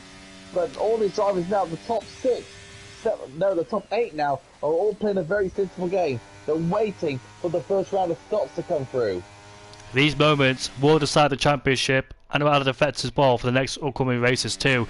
Glock commenting in the chat there, thinking it's MDJ's fault. MDJ thinking it's Glock's fault. But we all know after this race, the Discord chat will go absolutely nuts between MDJ and Glock, as it has been for the last few races. So we'll get spicy once again. But Tiger's been disqualified. And he's spun there again. That's his favourite place to spin there, it seems, at Junsao. But unfortunately for Tiger, on his debut here in SFR hasn't gone particularly well, and he's disqualified too. Yellow flag to that sector, so you can't overtake there, but it's not really an opportunity to overtake around that place unless you're on different tyres, of course. And Bearby's in the DRS. Bearby is looking to go for his first win of the season as well. He still hasn't got a race win. He's currently P4 in the championship ahead of Laser. So Laser's also looking to go for his first podium and first win since the first race of the season in Spain. His last podium was in Hungary, round 3, and this could be another big chance. But Samed, who hasn't picked up a podium for a while, is all over the back of the McLaren driver. Last time Samed picked up a podium was probably last season. I can't remember, but it was a long time ago. So he'll be licking his lips too for another podium. Mackett, who won the Austrian Grand Prix many races ago, currently in P5, but he's only been in compound tyres, of course, so he'll be struggling later on in this race once the crossover starts between the top two, well, between the hards and the mediums. MDJ 3.2 seconds away from Draugen. Can he catch those guys? Glock 7 seconds away. I'm not quite sure if MDJ has got damage because we did see him tap the wall. I'm quite sure if Glock got damage too, because I think Glock hit the wall with his tyres, not his rear or front wing, so he might have got away with it. But in terms of MDJ, slight damage on that Williams. I tell you, they must have got like Harry Kane was slow going towards Chung Shao. He must have made a mistake, so he lost a bit of time to Mackett. So Harry Kane dropping time a little bit slightly there, but he doesn't mind that at all. He's in this DRS train. He doesn't mind that. But Saman is going to look down the inside of Laser. Here we go. Down the inside of Laser we go. He goes a little bit deep. Laser's going to look down the inside as well with a switchback move. But Saman gets it covered. There was a momentary yellow flag, so Laser wasn't able to overtake if he was going to go back for the move in P3, but the yellow flag has been cleared because that is Rogue Smithy, who's gone for the spin at turn 3 at the exit of it, I think. So not a great race for Williams so far, but MDJ still in this race in P9. Has he got the pace like he did in the first stint? Can he claw his way back? We'll be hoping for another safety car situation like it was at the Dutch Grand Prix. And he's spun again, there he is, at the top of the hill. Get out the way for the leaders now as he'll have blue flags, so he gets out the way for everybody, and he becomes a ghosted car too. But Hazara there still got Bearby for company, who's going for his first win of the season. Samid, who's going for his first podium of the season, and also later going for his first podium or first win since the first 3 races of the Grand Prix too. So they all got something to look forwards for.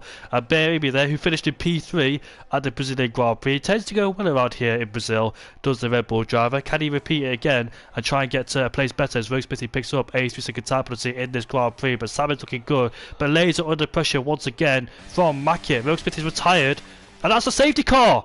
A safety car's been deployed. And Smithy calls the safety car to help out his teammate, I wonder. That's a little bit controversial. I've got to tell you, that is a weird place to crash. You don't really crash there unless you're side by side with somebody, but you chopped on his own. So speculation there. And Tiger's left the session. He got disqualified. So the guys are pitted, and the guys ahead of Glock. He's actually changed his front wing too, so that helps him, reduces any lost time for him. But that is a controversial crash there for Rogue Smithy. I know he doesn't like the Brazilian Grand Prix, evidently, but we don't know if that was. We need to see his point of view, really. Yeah, definitely. Glock's really saying, in the chat, he thinks it's a little bit suspicious. But yeah, that's a little bit controversial, that one. But we'll leave it down to the Stewarts on that one, the hierarchy of SFR Stewart. Or he could join the party and tell us. Yeah, true on that one.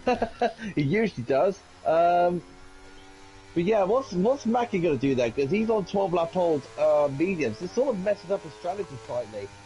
These mediums can go up to 21 laps. So what's he going to do? He's going to go into hard tyres? He's going to another set of mediums? What's he going to do?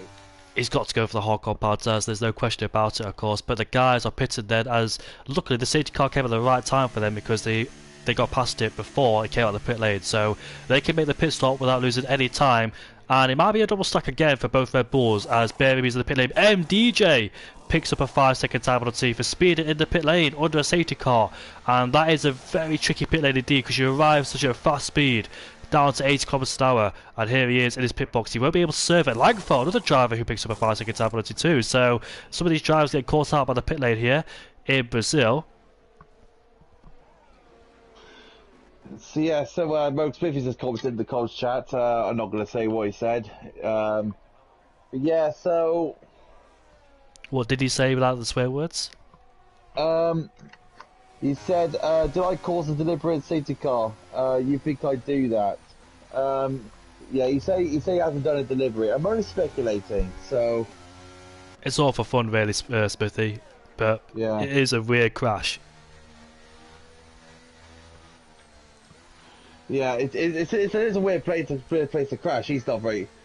He's a little bit unhappy. I'm just gonna leave it to it. So right now, Mac is now onto the hard tires now. The others onto mediums. So the mediums can go a long way here. So what's gonna happen now is Mac is got the tire advantage close towards the end, but he needs to keep on pace with the with the guys ahead of him. So that's a bit interesting to see how that plans out. Laser, these two, if you want to get his championship back on track, he needs to get past the guys ahead of him, which is the top three. But that's a big ask, to be fair. MDJ wants to get his climb his way up the field. Glock would want to do the same. I don't think these guys will be pitted again. interesting. Yeah, sorry about that. I don't think these guys will be pitted again on those medium compound tyres. They should be able to make it towards the end of the Grand Prix. Might be have to stretch it out a bit and pay the price for those old tyres, like they did on the soft compound tyres in the sprint. Just try and survive towards the last stage of the Grand Prix. Mackett's tyres will be better towards the end of the Grand Prix, but how much of an effect will it be for him? But Harry Kane, who's been stuck in that DRS train for a while now, can he make his way through? And he can see his championship rivals right behind him, MDJ and Glock. So I don't think at one stage during this event he'll be thinking that he's ahead of his championship rivals in this race, considering that a qualifying ban.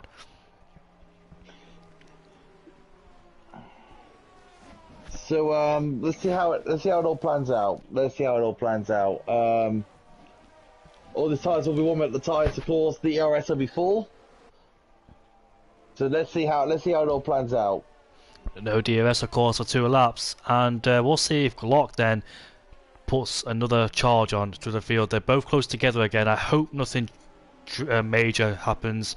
Obviously, I want them to fight, but obviously not make contact with each other like they did a few laps ago in this Grand Prix. It's brought them back into play, but at the same time, MDJ does have a 5-second time penalty, so Glock should take advantage of that, knowing that MDJ is not going to pit again, and try and stick with him for the rest of the Grand Prix and not try and make any rash moves like it was a few laps ago during that race. But yeah, MDJ unfortunately picked up a 5-second time penalty. He won't serve it again unless there's another safety car and he can make a pit stop onto the soft compound tyres or whenever the safety car comes out. He might take advantage of that, but he'll serve it towards the end of the Grand Prix if there isn't another safety car, because those mediums could go towards the end.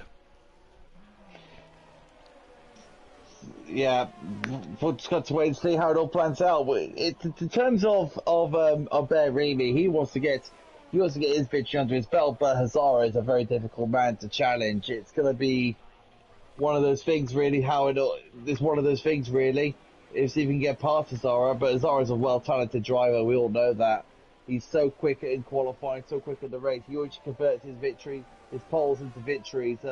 He did in the sprint. He did in the sprint race. His MDJ just got him on the line, so we can just see how that one plans out.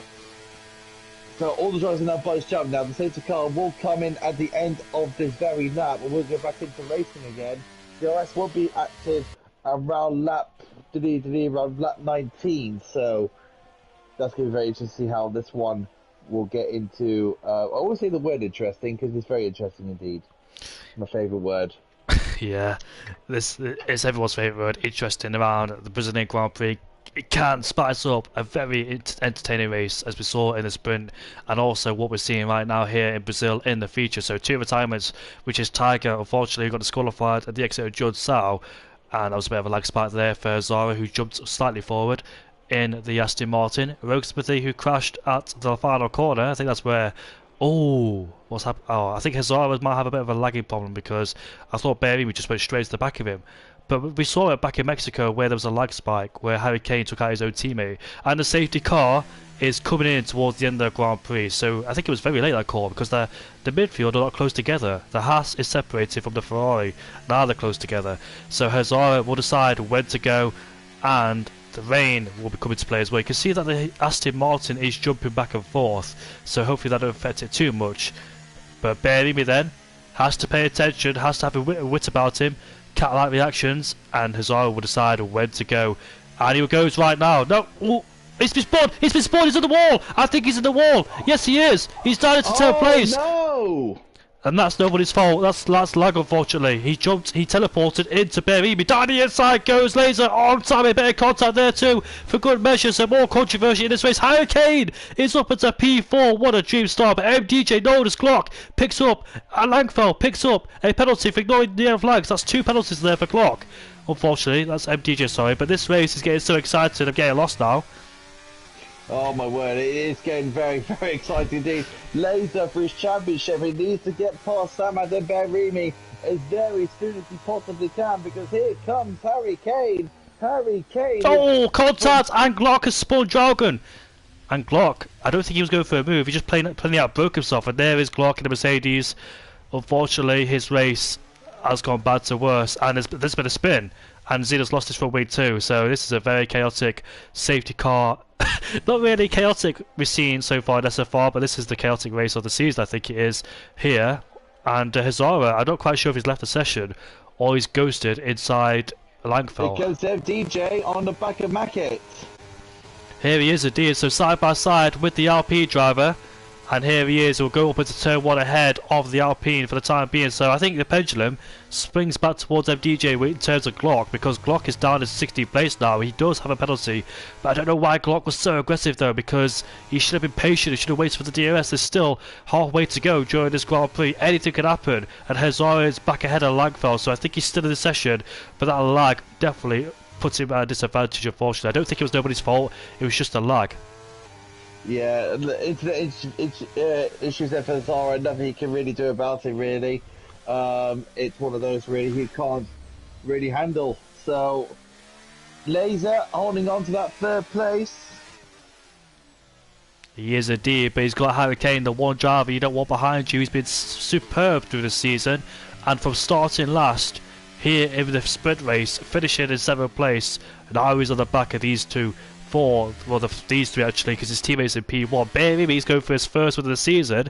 Harry Kane trying to get as many points as he can for the championship's sake. So we'll see how Red Bull play this out. But no DRS yet. But MDJ has used a lot of ERS. It's all over the back of Harry Kane. Will he go for it in turn number 1? No, he stays behind. But Harry Kane does outbreak himself. Now DRS will be enabled. MDJ switching lines, trying to get a better exit out of turn 2 to open up the corner for turn 3. He's all over the back of him, and now they use the ERS battery, but Harry Kane has got a bit more in comparison to MDJ, who had to try and get closer after that spin. But Harry Kane stays in P4 for the time being. Then they've dropped Mackie, who's on the hard compound tyres. Adams is up into P12 ahead of Lord Danny Boy. Great recovery from him so far. Zena's on a brand new set of soft compound tyres. Glock's fighting with Draugen down there for P14. They both spun as well. They both make contact as Glock hit the back of him at this particular part of the track after being a bit impatient as well. Hazara still fighting with Langfell. I think Langfell's made a mistake there out of the corner because he's quite far behind. And now Hazara's all over the back. In fact, it's another lag again. You can see him lagging all over the place. I feel bad for Hazara in this race because he's just you honestly just want to have a clean race, but his internet issues are just getting the better of him at the moment. MDJ is still on the back of Harry Kane. He's got a lot of ERS, so he needs to save that one up. Later, he's just playing the tactical game at the moment with the front 2 ahead. If we've got side-by-side action, that's Noldis. Then past Mackett, so Noldis up into P6 now. Noldis is having one of the best races right now, and it's one of those that Noldis is taking advantage of. So people like MDJ, Noldis, Langfell, Draugen, Glock, Xenom, if he picks up a penalty on the safety car, I'm not quite sure. Those people that picked up a penalty under a safety car, will get it removed because that shouldn't be a penalty whatsoever. As the driver did spin, you're allowed to overtake people who spin, by the way, and in the wall. But obviously, this game being the game, don't really recognise that as the guys behind did pick up a penalty due to ignoring yellow flags. But that should be removed, if I'm correct. Do you think it'll be removed, Oliver? Yeah, I think so. If it is what it is, then in my opinion, it should get removed. But what can I say? It's gonna be, in my opinion, it should get removed. But let's see how the stewards will find it. Yeah, it should definitely. What are they gonna do? They just slam on the brakes until Hazara shows up the car and gets past him again. But yeah, depends where they were at the time too. So the guys who picked up a penalty on the safety car will get it removed, but MDJ will get one penalty removed. Oh, look at Hazara taking on two people. Can they get that down the side of the both of them here? There's no one that's gone past. And now he's taking on Mackett, who's given an almighty squeeze. But look at that, Hazara has get past two cars. Incredible, and Sam is all over the back of Berimi too, as Laser gave a bit of a tap into turn 4. Nordus is still fighting with Mackey as they settle down for P7, P8 and P6. Then Lord Danny Boy has overtaken Glock. I think he has, or Glock's trying to overtake Danny Boy but couldn't get it stick. And he's down to P15, unfortunately. Is the Mercedes driver, so bad to worse, so he's going to lose a lot of championship points.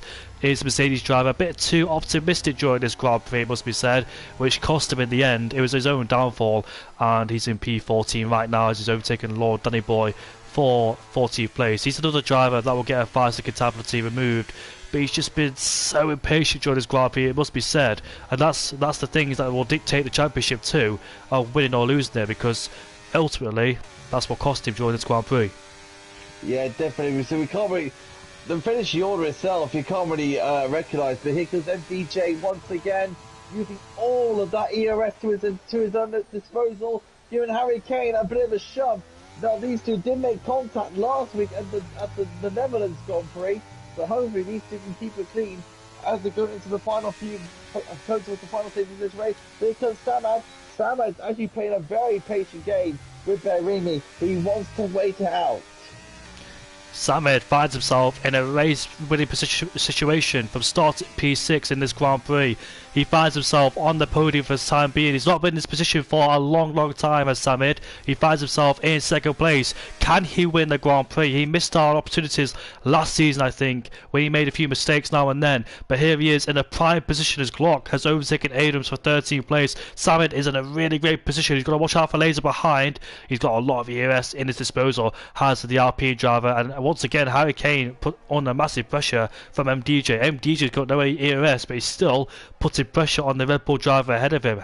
Is how long Harry Kane going to stay there for? Is he waiting for the patient game, not going through it on these guys ahead of him, just trying to stay there until the later stage of this Grand Prix? Who knows? But MDJ once again all over the back of him as we head down turn number 1. Samid a bit too far back to make a move going into 1, but next time DRS comes up, should be right now, and he'll have the DRS once again going into turn number 4. But rain is imminent, says Ramavaj, so I'm not quite sure when the rain is on its way. And further down the field, MDJ can't go through a move again on Harry Kane in front of him, stays behind him. Further back, we've got Quace and Nolan scrapped out. And AlphaTauri Atlas who's spun, I think he has. Unfortunately for him, didn't really get going at all during the sprint or qualifying. He's been really struggling around here at the Brazilian Grand Prix, so not really one of his favourite tracks, it must be said. But yeah, hopefully he can come back stronger in the next race in Japan.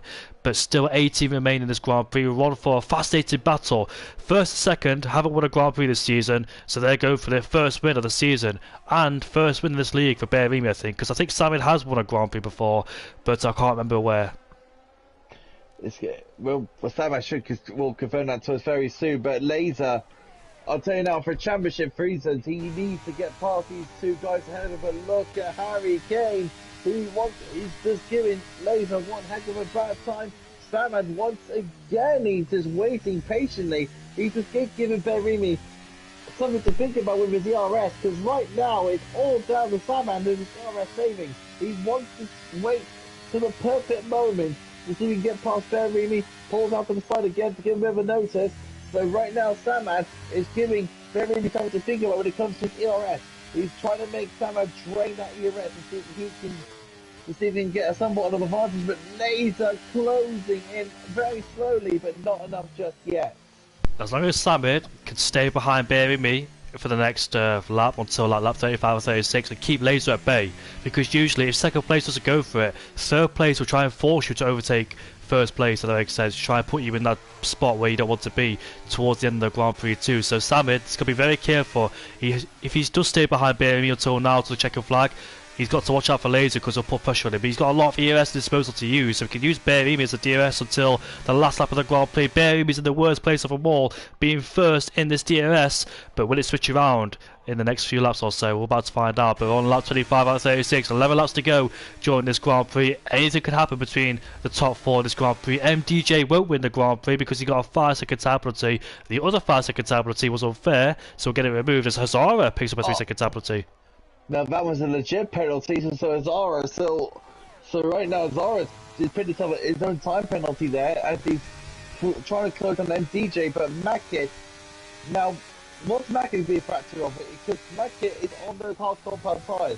Those mediums won't go around 21 laps, so they're a bit more or less of a less durable tyre. So what's Mackett going to do? He's got to be surely pushing right now to get past Zara, wouldn't he? Because on the hard compound tyre. Will he use Hazara as a DRS to try and close it on MDJ too? So will he try and follow him rather than fight him?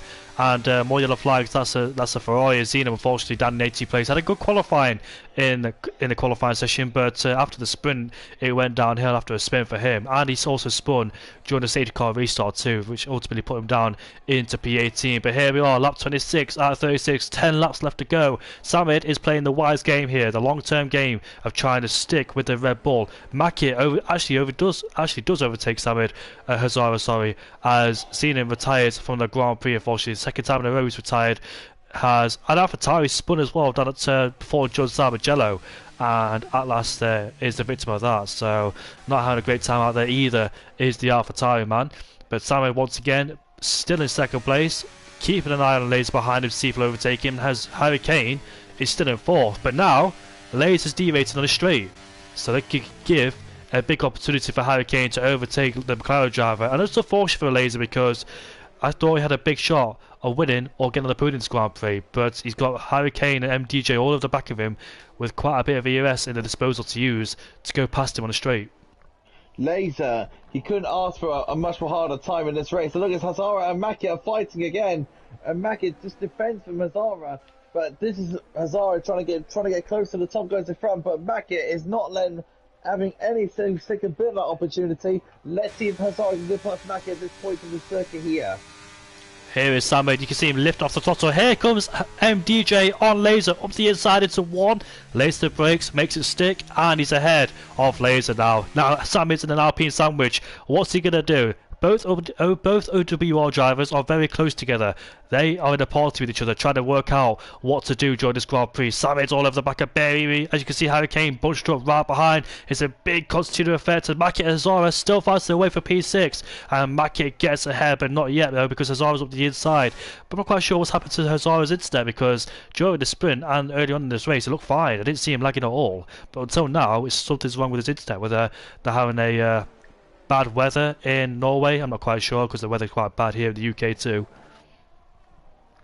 This is going to be Laser's best opportunity to get something out of the championship. I was just about to say, Laser, for the past few seasons, he's been having those seasons he's just dominated.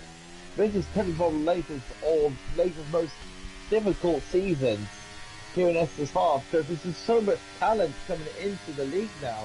Is actually matching, giving on one heck of a run of his money. And here goes MDJ to prove us that point and moves us over to P4. And look at this, now the Alpine is now taking on the Red Bulls.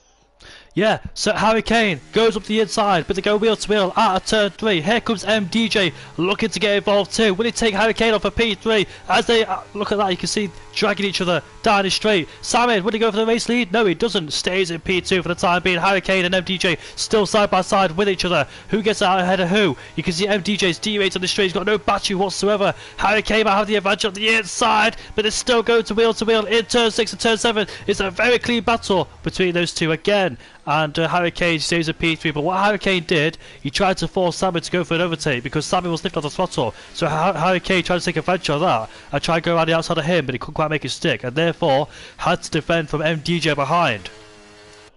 Now, if you're Samad now, you do need to get past Beremy as soon as possible, because Harry Kane, this could be one of the comebacks of the season. He started 18th, now he's in third. This is a race-winning position now for Harry Kane now, and this could be the changing position in the championship.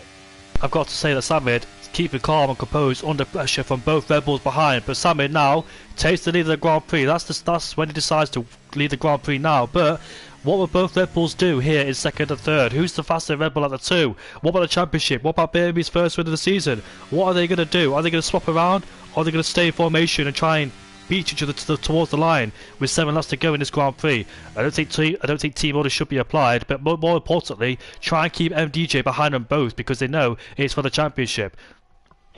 I'll tell you now, this is starting to get very, very intriguing, because MDJ has got those penalties in hand, which the stewards will have a look at that incident with Azara's safety car incident, but he's not out of it because of the incident with Azara.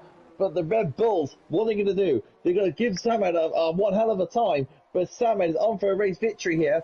But Harry Kane and Beremy, I think team orders are not going to be applying at Red Bull. I might be wrong, but still, it's going to be one of those things really where Red Bull might implement it for the virtue of the Drivers' Championship. And Beremy, don't forget, he's in that championship fight as well. He wants to get a good result out of this as well. And you can see that actually Sammy backed off, and now Beremy's around the outside into 1, hasn't compromised into 2, and therefore Sammy might take advantage into turn 4. Will he stay behind? He's got to overtake because Harry Kane will not linger in P3. He wants to go for the move 2, and here comes Sammy then, out dragging the Red Bull, and here comes Harry Kane, his own teammate. Last time these two came close to make contact into Mexico, but that was due to lag though, not driver error. And Harry Kane stays behind his own teammate. They can't afford to risk it all between the two. And those two are communicating in Norwegian, try and help each other in the championship. These two are very close to the party. They swapped teams. I think Beremy went from Aston Martin to Red Bull mid-season in Baku, and ever since then these two became great teammates as well. MDJ's all over the back of them, lasers all over the back of them. This is an incredible fight for P1, although one of them will win the Grand Prix for sure, which is MDJ, because he's got a 10-second time penalty or 5-second time penalty for speed in the pit lane. That's a legit penalty, but Mackie's had a problem somewhere. He's dropped 2 places on the grass. He's made a mistake, and unfortunately there, he's lost a few places as a result. He's lost 3 places now, has Mackie. I'm not quite sure how he's done that. And that means Glock now goes into the top 10 now. DRS is open once again. MDJ is going to give Harry Kane a run for his money here. Here he is, they're side by side as we go into turn 1. MDJ around the outside. They both lay the brakes of course, but MDJ takes their place away from Harry Kane. They get put on the curve too. Move. It was indeed, but you can see they've used a lot of EOS too. MDJ will not win the Grand Prix, we know, but he can still spoil some people's results there by being an obstacle in the way. Harry Kane needs to clear that Williams, unless Harry Kane decides to settle for 3rd place. I'm not quite sure, because he's not really been that aggressive as Harry Kane. But more changes in the midfield. Nolders versus Quace for P7. Nolders has driven a beautiful race so far. Fantastic from the Norwegian driver. Was finishing 7th place. He has got a penalty. That's because of a safety car problem. So he will get that removed towards the end of the Grand Prix. But he's done a fantastic race overall as the Aston Martin driver. I'm sure Ellie will be absolutely pleased with that. And Glock is all over the back of Mackie too. He spun early in the Grand Prix. Not quite sure how, but those hard compound tyres should be better in this stage on than the mediums. Not quite sure why he's not really gaining that advantage on those hard compound tyres. But he's squirming out the corners too, so he's not really having the best grip out there here in Brazil. But as we head onto lap 32, then almost these guys close spots together again. Beremy now 2nd place with a lot of EOS in his disposal, looking to hunt down Sammy, trying to get his first win of the season. He lost out on the podium at the Dutch Grand Prix, but now he's looking for revenge. I think that was Dragon lost the podium. I think Beremy finished in P2, so I got confused between the 2 Norwegian drivers. But MDJ's all over the back of Beremy now. He has no EOS, but still finding a way to get past. Here we are, wheel to wheel, going down into the rest of posture. At turn 4, Beremy there, forced to take 1st place away from Samid. MDJ gets a better exit. He goes wheel to wheel with Samid there. Samid trying to stay ahead. He's using the batteries, trying to stay ahead of MDJ. As we go into Ferradora, Samid's still in 2nd place. They know he's got a penalty. They don't want to let MDJ through. Try and prevent them from winning the Grand Prix from the other driver. Oh, this is just a classic SFR. This is turning into an SFR classic. 5 drivers battling for the lead. of this Grand Prix with championship implications in mind. This is turning into an SFR classic. I want them all to win, obviously, but I don't know who I want to win. I'm not supposed to be biased, but I want Barry to win. I want Simon to win. Any of them to win. I don't care as long as it's a brilliant race. But MDJ, we know, who won't win the Grand Prix. Hazara's left alone. He's in P6. Both Aston Martins. One had a good race. The other one had a internet connection problem there. Unfortunately, we caused him to spin early in the Grand Prix, hence why he's not leading for those people who's tuning in. But here we are, lap 33 out of 36. Anything can happen in the last 3 laps. Simon there does not go for the race lead, he stays behind. He's using that DRS very wisely here. He's playing a tactical game, is Simon there, but he knows that MDJ will try and force him to go into first place to try and keep the position. And here we are on the straight once again. Retro Poster stays behind once again, trying to save the ERS, ready for the last lap attack here in Brazil. Who is going to win the Brazilian Grand Prix? I cannot bet on anybody, to be honest with you, because it could be anybody at all. Oh, same here. It's just one of those, isn't it? Where one of these 5 drivers can take the victory. Well, I will say 5. I will say 3, really, to be honest, because 3 of them, or 4, to be honest, to get the victory, because 2 of them are on a penalty. One of them is a little bit harsh, to be fair. But you can't just say this is the SFR Classic, because it is. Because right now we've got 5 very fast drivers on the same track, on the same predicament right now, all fighting to get the last lap of DRS. That man is playing an absolute brilliant tactical game. MDJ is pushing really hard. Harry Kane is playing a tactical game. Laser is not out of this fight either. If any one of them can win it. Oh, Simon almost lost it out of turn 1, headed to into 3 again, so he started to lose a bit of tyre wear. They're on 20 lap old mediums, of course, so they're starting to lose a bit of grip. But here comes MDJ now again, and Simon's back out of it. And Simon there stays in P3, but is that a wise decision though? Because he won't be able to take a Berimi if he stays behind MDJ. He has to overtake that Williams to gain second place to be in a better position to overtake Berimi for the lead of the Grand Prix. So let's see how this all plays out. But you know what? I'm surprised both Red Bulls haven't tried to go 1 and 2 in this race, to be in first and second to try and keep those guys behind. I thought Harry Kane would be a bit more aggressive, because I commentated a league I think it was months ago, where I saw 2 teammates keep people behind throughout the whole race because they were 1 and 2. So I'm surprised Harry Kane hasn't done that during this Grand Prix just yet, other than maybe saving a bit of ERS towards the end. But we're heading on to lap 35, the penultimate race, the penultimate lap of this Grand Prix. This could get very interesting, but Samit, he can't afford to stay in P3, sorry. He has to overtake MDJ. Will MDJ overtake Berimi, I wonder? He's got nothing to lose essentially, so he might go for it on track. But if he does that, he'll give DRS towards Berimi if he does.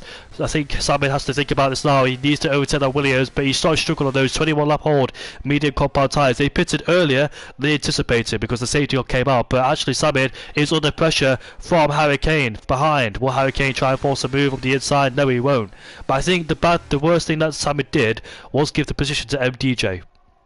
Yeah, exactly, but you got to remember MDJ does use a lot of ERS around the lap, so I think as Simon's going to go for one last hurrah, one last attack to see if that does come to effect. But this is it. We're on the penultimate lap. This is where all action is going to kick off. Who is going to be the cleanest driver? Who's going to be the most aggressive driver?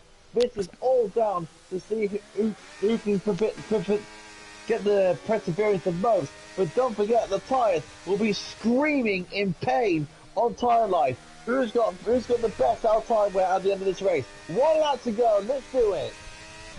1 lap to go, and if you remember back in Baku where Berimi took the tyres over 20 laps after pitting earlier during the safety car, the rest of them pitted for a 2-stop, he did the 1-stop, so he should be used to this, saving tyres, but he might not be under pressure because he's got MDJ behind. We know MDJ's not going to win the Grand Prix because it's a legitimate speeding penalty for MDJ, but he's going to use the ERS anyway to try to overtake Berimi. He's trying to use everything he has left to try and take the lead of this Grand Prix. Here we are heading down into turn 4, we go, Glocks retired from this Grand Prix at turn 1. Berimi's off the track there. Here comes MDJ. Will take the lead of the Grand Prix now. Ahead of Berimi, but all eyes for second and third in this Grand Prix. Glock, our main championship contender, has left the session in frustration after a dismal race ever since he made contact with MDJ. But this is going to come down to the wire on the line.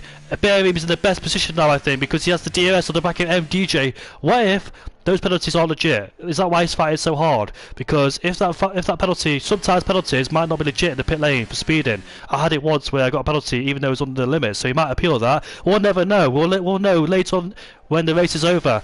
But here we are then, one last dash, one last time. Bury me, you can see MDJ in close distance, he's derated on the straight. DRS is enabled, auto battery being used, and Bury me will come across the line to take his first win of the season. Salmon in P2, Hurricane in P3. Fantastic race for Bury me, coped well under the pressure from Salmon and Co behind. Finally he's got his first win of the season. First podium of the season last season in Brazil here, now he's got his first win. Fantastic indeed from the Norwegian driver, very happy for him indeed. Samid, I'm very happy for too in P2. Fantastic indeed, great stuff from all the drivers. Big shout out to Cage as well, to finish in P5 as well. That might not happen because of penalties, but he had an absolute brilliant race in the hat. They will be very, very pleased. I swear he spun as well early in the... I remember him spinning at one point, but he's came back to finish in P5. Great recovery indeed. A shame to Hazara, we know what he could have done, finishing the race in first or being on the podium. Who will never know, because this DRS train was bunched up. But if Glock was in the equation, if Hazara was there too, Dragon, it's a shame for Dragon. There's nothing wrong today, unfortunately, but it's just one of those where you can't have a good race every single race you go into. He's been on great form this season, but his day will come for Dragon. I'm just getting started here. I finally woke up, but I could go on for the next 20 laps or so with this. But it's Berimi then who takes the victory ahead of Samid, his first podium of the season. Fantastic indeed. Laser, finally his first podium. He actually got Hurricane too. I don't know where he got him, but we all focus on Samid and Berimi. Laser gets a podium ahead of Hurricane. Oh, I mean, it's one of... I can't... This is just an absolute classic. What an absolute banger of a Grand Prix that was. And now to confirmation. Berimi gets his first ever win in the league. Absolutely brilliant. Samad will be very pleased with the second. Laser, you want to think now, is he in the championship fight now? Because now with Glot retired, Harry Kane just finished right behind it. MDJ on the penalties. Is Laser trying to sneak back into the championship fight now? We'll see. Actually, it was Laser who finished in P4. That's the points order. My mistake. Oh, I thought Harry Kane finished in P3. I remember saying his name, but I got confused between the actual championship standings. But here is Harry Kane. Here he is in the party. I don't know who the driver of the day is because Harry Kane had a qualifying ban. Samid, I don't know.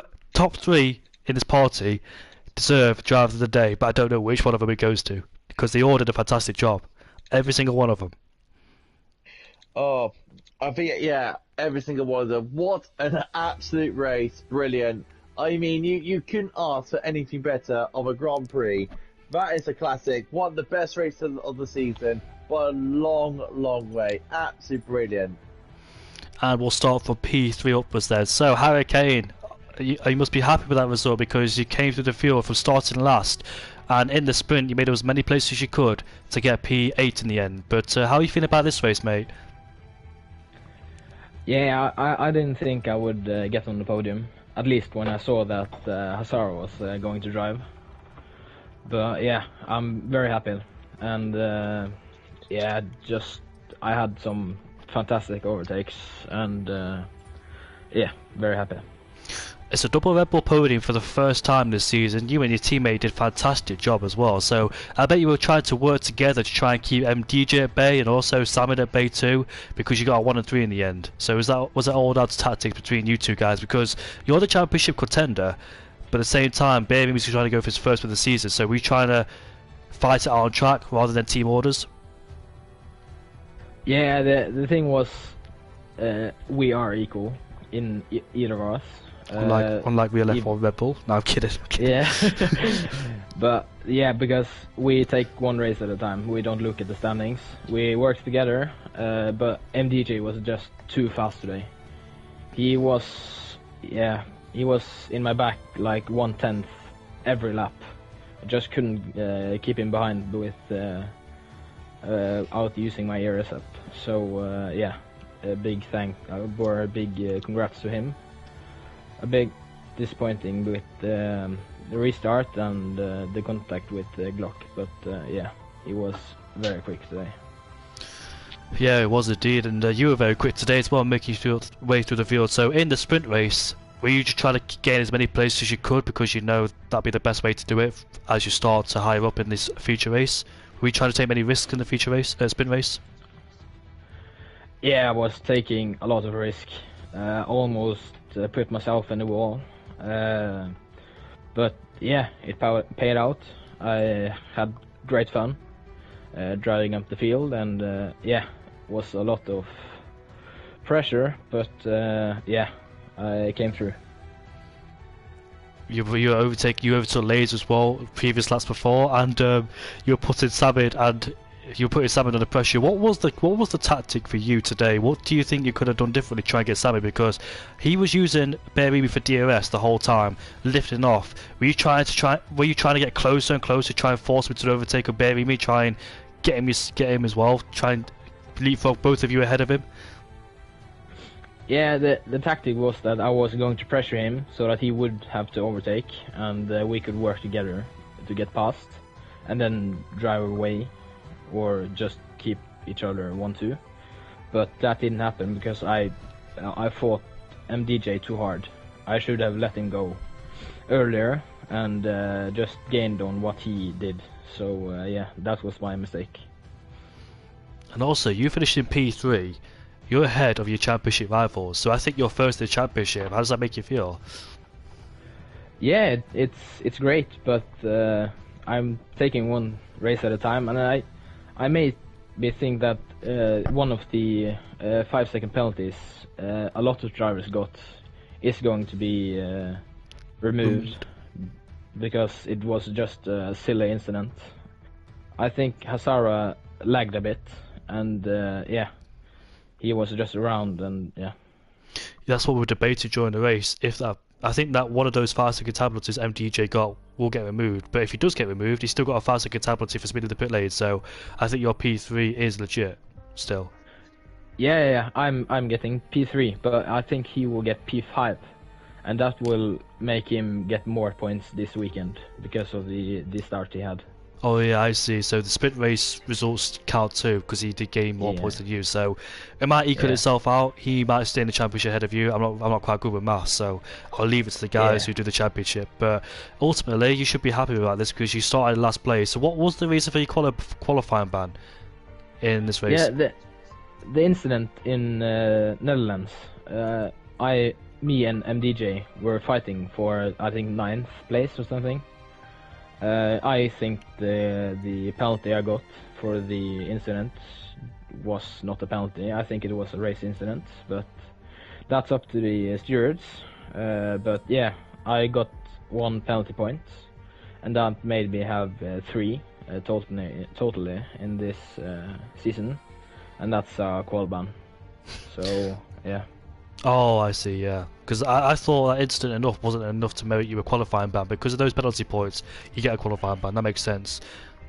And how are you feeling for the Japanese Grand Prix, which is next, Matthias?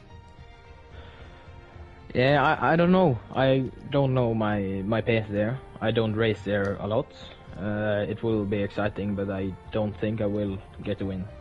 But I will try, and hope at least to get another podium. Wow, great job today, Hurricane. And Oliver, you got any questions for him? No, I'm good here, man. I'm good.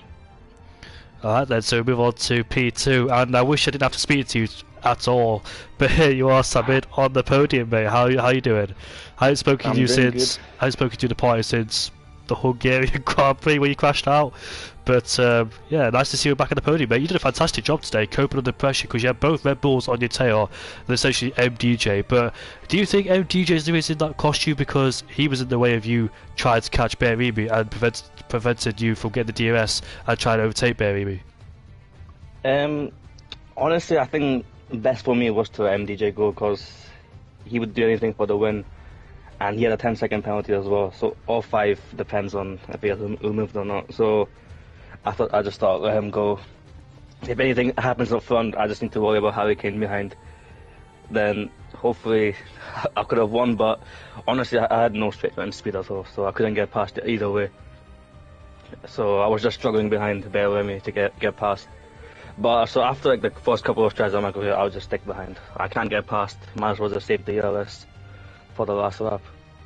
I know you've not been in a lot of races this season, and when you have been, you've been on the back foot, it must be said. But now you're doing a fantastic job. You showed your pace. You have got a pace here, and you fighting for the lead of the Grand Prix too. I know last season was a bit of an up and down because you did get pole a few times, and also you were on course for fighting with podiums and wins. But how did it feel this race to be fighting for a win?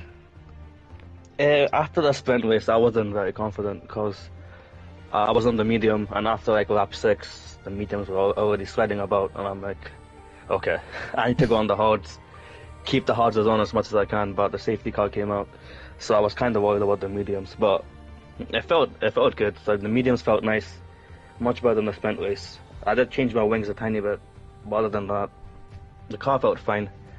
Also, I didn't want to take any risks because I think after lap 10 I had 2 warnings already, so I was just playing it safe. Yeah, I think that's the best way to play it as well, because get a penalty that puts you towards the podium and gives the podium towards Laser, but it's your first podium since the Japanese Grand Prix, so it was a while ago indeed, but it must have been so stressful fighting with both Red Bulls because you had to attack one and try and keep the other behind, really. Yeah, I was kind of worried when Hurricane came behind. I'm like, okay. So, I mean, they're obviously in a party, so they're going to work together, so I was just trying my best. If Hurricane got past, I wouldn't really fight him back because I need the points, so there's no point really fighting him back. He's fighting for the championship, I'm just fighting for points. So if he did get past, I wouldn't fight him back, but I managed to keep him behind. But MDJ, there was no point in him. There was no point in me keeping him behind, so I just let him go. Fair enough, mate. It's nice to see you back in the podium as well ever since last season. And if you are racing, how do you feel for the Japanese Grand Prix? I done quite well last season, but we'll just see how it goes this time. I've noticed I'm doing good on races that I done bad last season, so I'm not very confident, but we'll see. You are a no assist driver, aren't you? Sorry? You are a no assist driver, aren't you? Yeah, I have no assist, except line. That's the only assist I use. Oh, fair enough.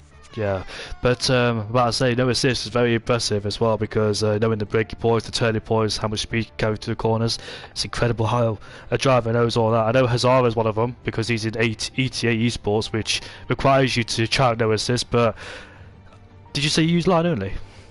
I use line only, yeah. Ah, fair enough. Just the corners. Are you thinking about turning line off in the future?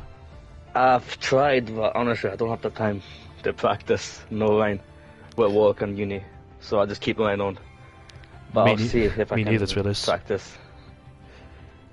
Well, you had a great drive today, very fast paced indeed, kept out of trouble and fighting for a win and got a podium in the end, which is P2, which is very great. Oliver, you got any questions for Samid? No, again, you covered it all. You're not gonna give him a well done? Yeah, yeah, well done, Samad. Podium. I mean, thank you, mate. I mean, sensational drive. I've got to say the least. You had the pace today. I thought you actually would get the victory on Bear Remy, but you're not even playing a very tough game. So, but yeah, well done to you. Thank you. And now we move on to the the race winner, sorry, which is Bear Remy. Bear Remy, mate, I'm so happy for you because I mentioned that the last time you got a podium was at the Brazilian Grand Prix. I mean, your first time you got a podium was the Brazilian Grand Prix, and now here in Brazil again, you've done a fantastic job fighting with the guys in front, keeping calm as well, working well with your teammate, and try and keep Simon behind and try and keep MDJ behind too. Then you got him at the line. How does it feel to win the Grand Prix?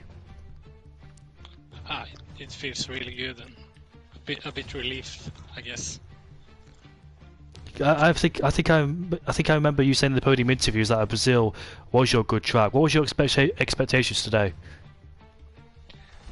I was hoping for another podium, but I was not sure I was going to make it. I knew Hazara was going to drive, so I thought he would take the win. So, and after the safety car, or while the safety car, I was sure he was going to win. So I was. Yeah, I was pushing a little bit on the throttle and the brake on the safety car, and I knew exactly how much fuel I needed to follow him. But suddenly, after I don't know what happened there, because there was some connection issues, and part of the time he had a red cross, and then he was back, and then there was the red cross, and when the restart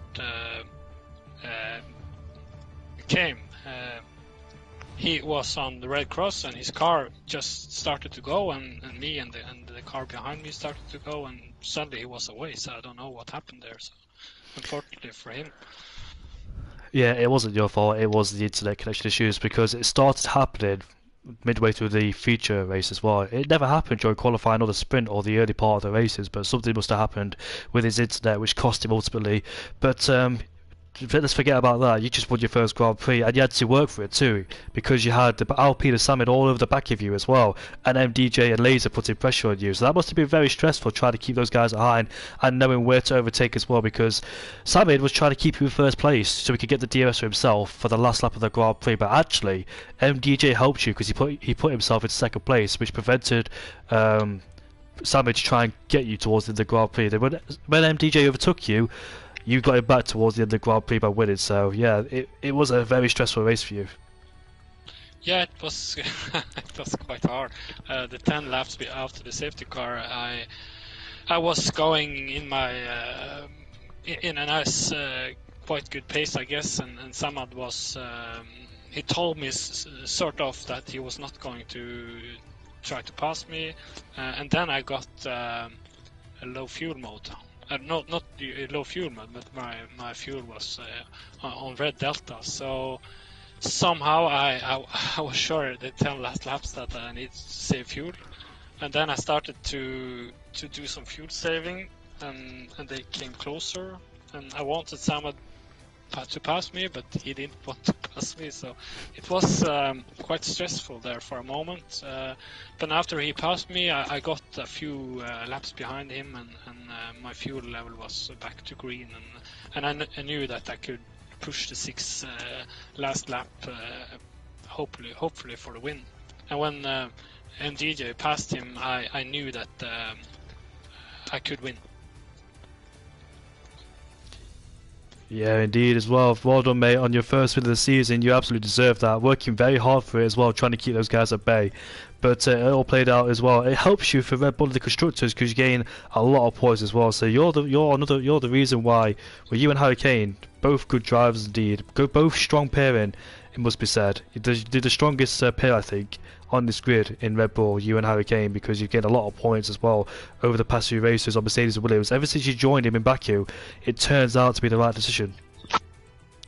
Yeah, I totally agree with you.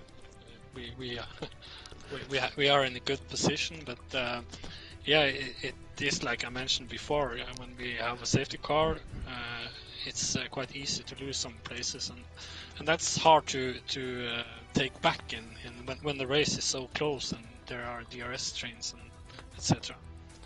So yeah, but it's nice. I think we are in a good position to win the championship for the constructor, and I think we could win that. Your haul of points as well, I think it gains you getting closer towards Glock, because Glock DNF'd at the end of the race, so you might be in P3 or it might just be a bit away, so we'll find out. But do you think the championship fight, do you think about that at all? Do you think you can be in it? I'm taking one race at a time, but the start of the season had many tracks where I'm not so strong, and now I have had a few nice tracks for me, and the motivation for practicing is coming back, and I like to finish the season strong. And the next track is also a really good track for me, so I'm looking forward to it, and hopefully we can put the car on the top 3 places a few more times this season. Hopefully, because you've been on great form in the last few races, especially the Dutch GP as well, and Mexico could be said, because you were up there in first place again, but obviously we know we had that internet connection issues between you and your teammate. But other than that, you've driven beautifully, and I always remember Baku too, when Dragon was hunting you down for a podium, and you on like 20 lap old tyres. So yeah, you've had some difficult races to fight with to get podiums. But how do you feel for the Japanese Grand Prix? Yeah, it's as I said, it's a strong track for me. Oh, So sorry, did I ask you that already? Sorry about that. I'm looking forward to it, and yeah, I think we are in a good position for another podium if I don't do any mistakes. Well, we've got 8 races left this season, so plenty of opportunities to get in the championship fight and join your teammate Glock and MDJ. But Oliver, you got any questions for Beremy? Yeah, well, what is the motivation going into the final 3 races of the season now? Do you think you can really push the leaders now and get yourself right into the championship hunt? I don't know. Somehow I always get motivation in the last part of the game, if you know what I mean. So yeah, I really like to practice this time of year, and I think I find motivation by other getting what is this called, the opposite. Yeah, many people stop playing the game and just waiting for the next game. Yeah, I have that too, to be fair. That's a weird thing. I tend to be better towards the end of the season or midway. I can agree with you. I can relate with you on that one. As well. Yeah, I can relate with you on that one too. But yeah, we'll round it off here. And once again, thank you, Oliver, for commentating with me. It's been a thriller race. Oh, what an absolute classic. And hopefully the same again for Japan next week. I know Glock's strong around Japan because I raced with him, but he always beat me as well from starting last. So we'll see. I finished first, he finished second. But see you at the Japanese Grand Prix next Tuesday at 7:30 for SFR. Also at the Japanese Grand Prix this weekend on Saturday and Sunday, and I also race on the Japanese Grand Prix on Sunday too. So yeah, I'll have a bit of experience before I go in the commentary box, and hopefully be a good experience around Japan too. So we'll see, but we'll join you back at 7:30 next Tuesday, and we'll see you all here in Brazil.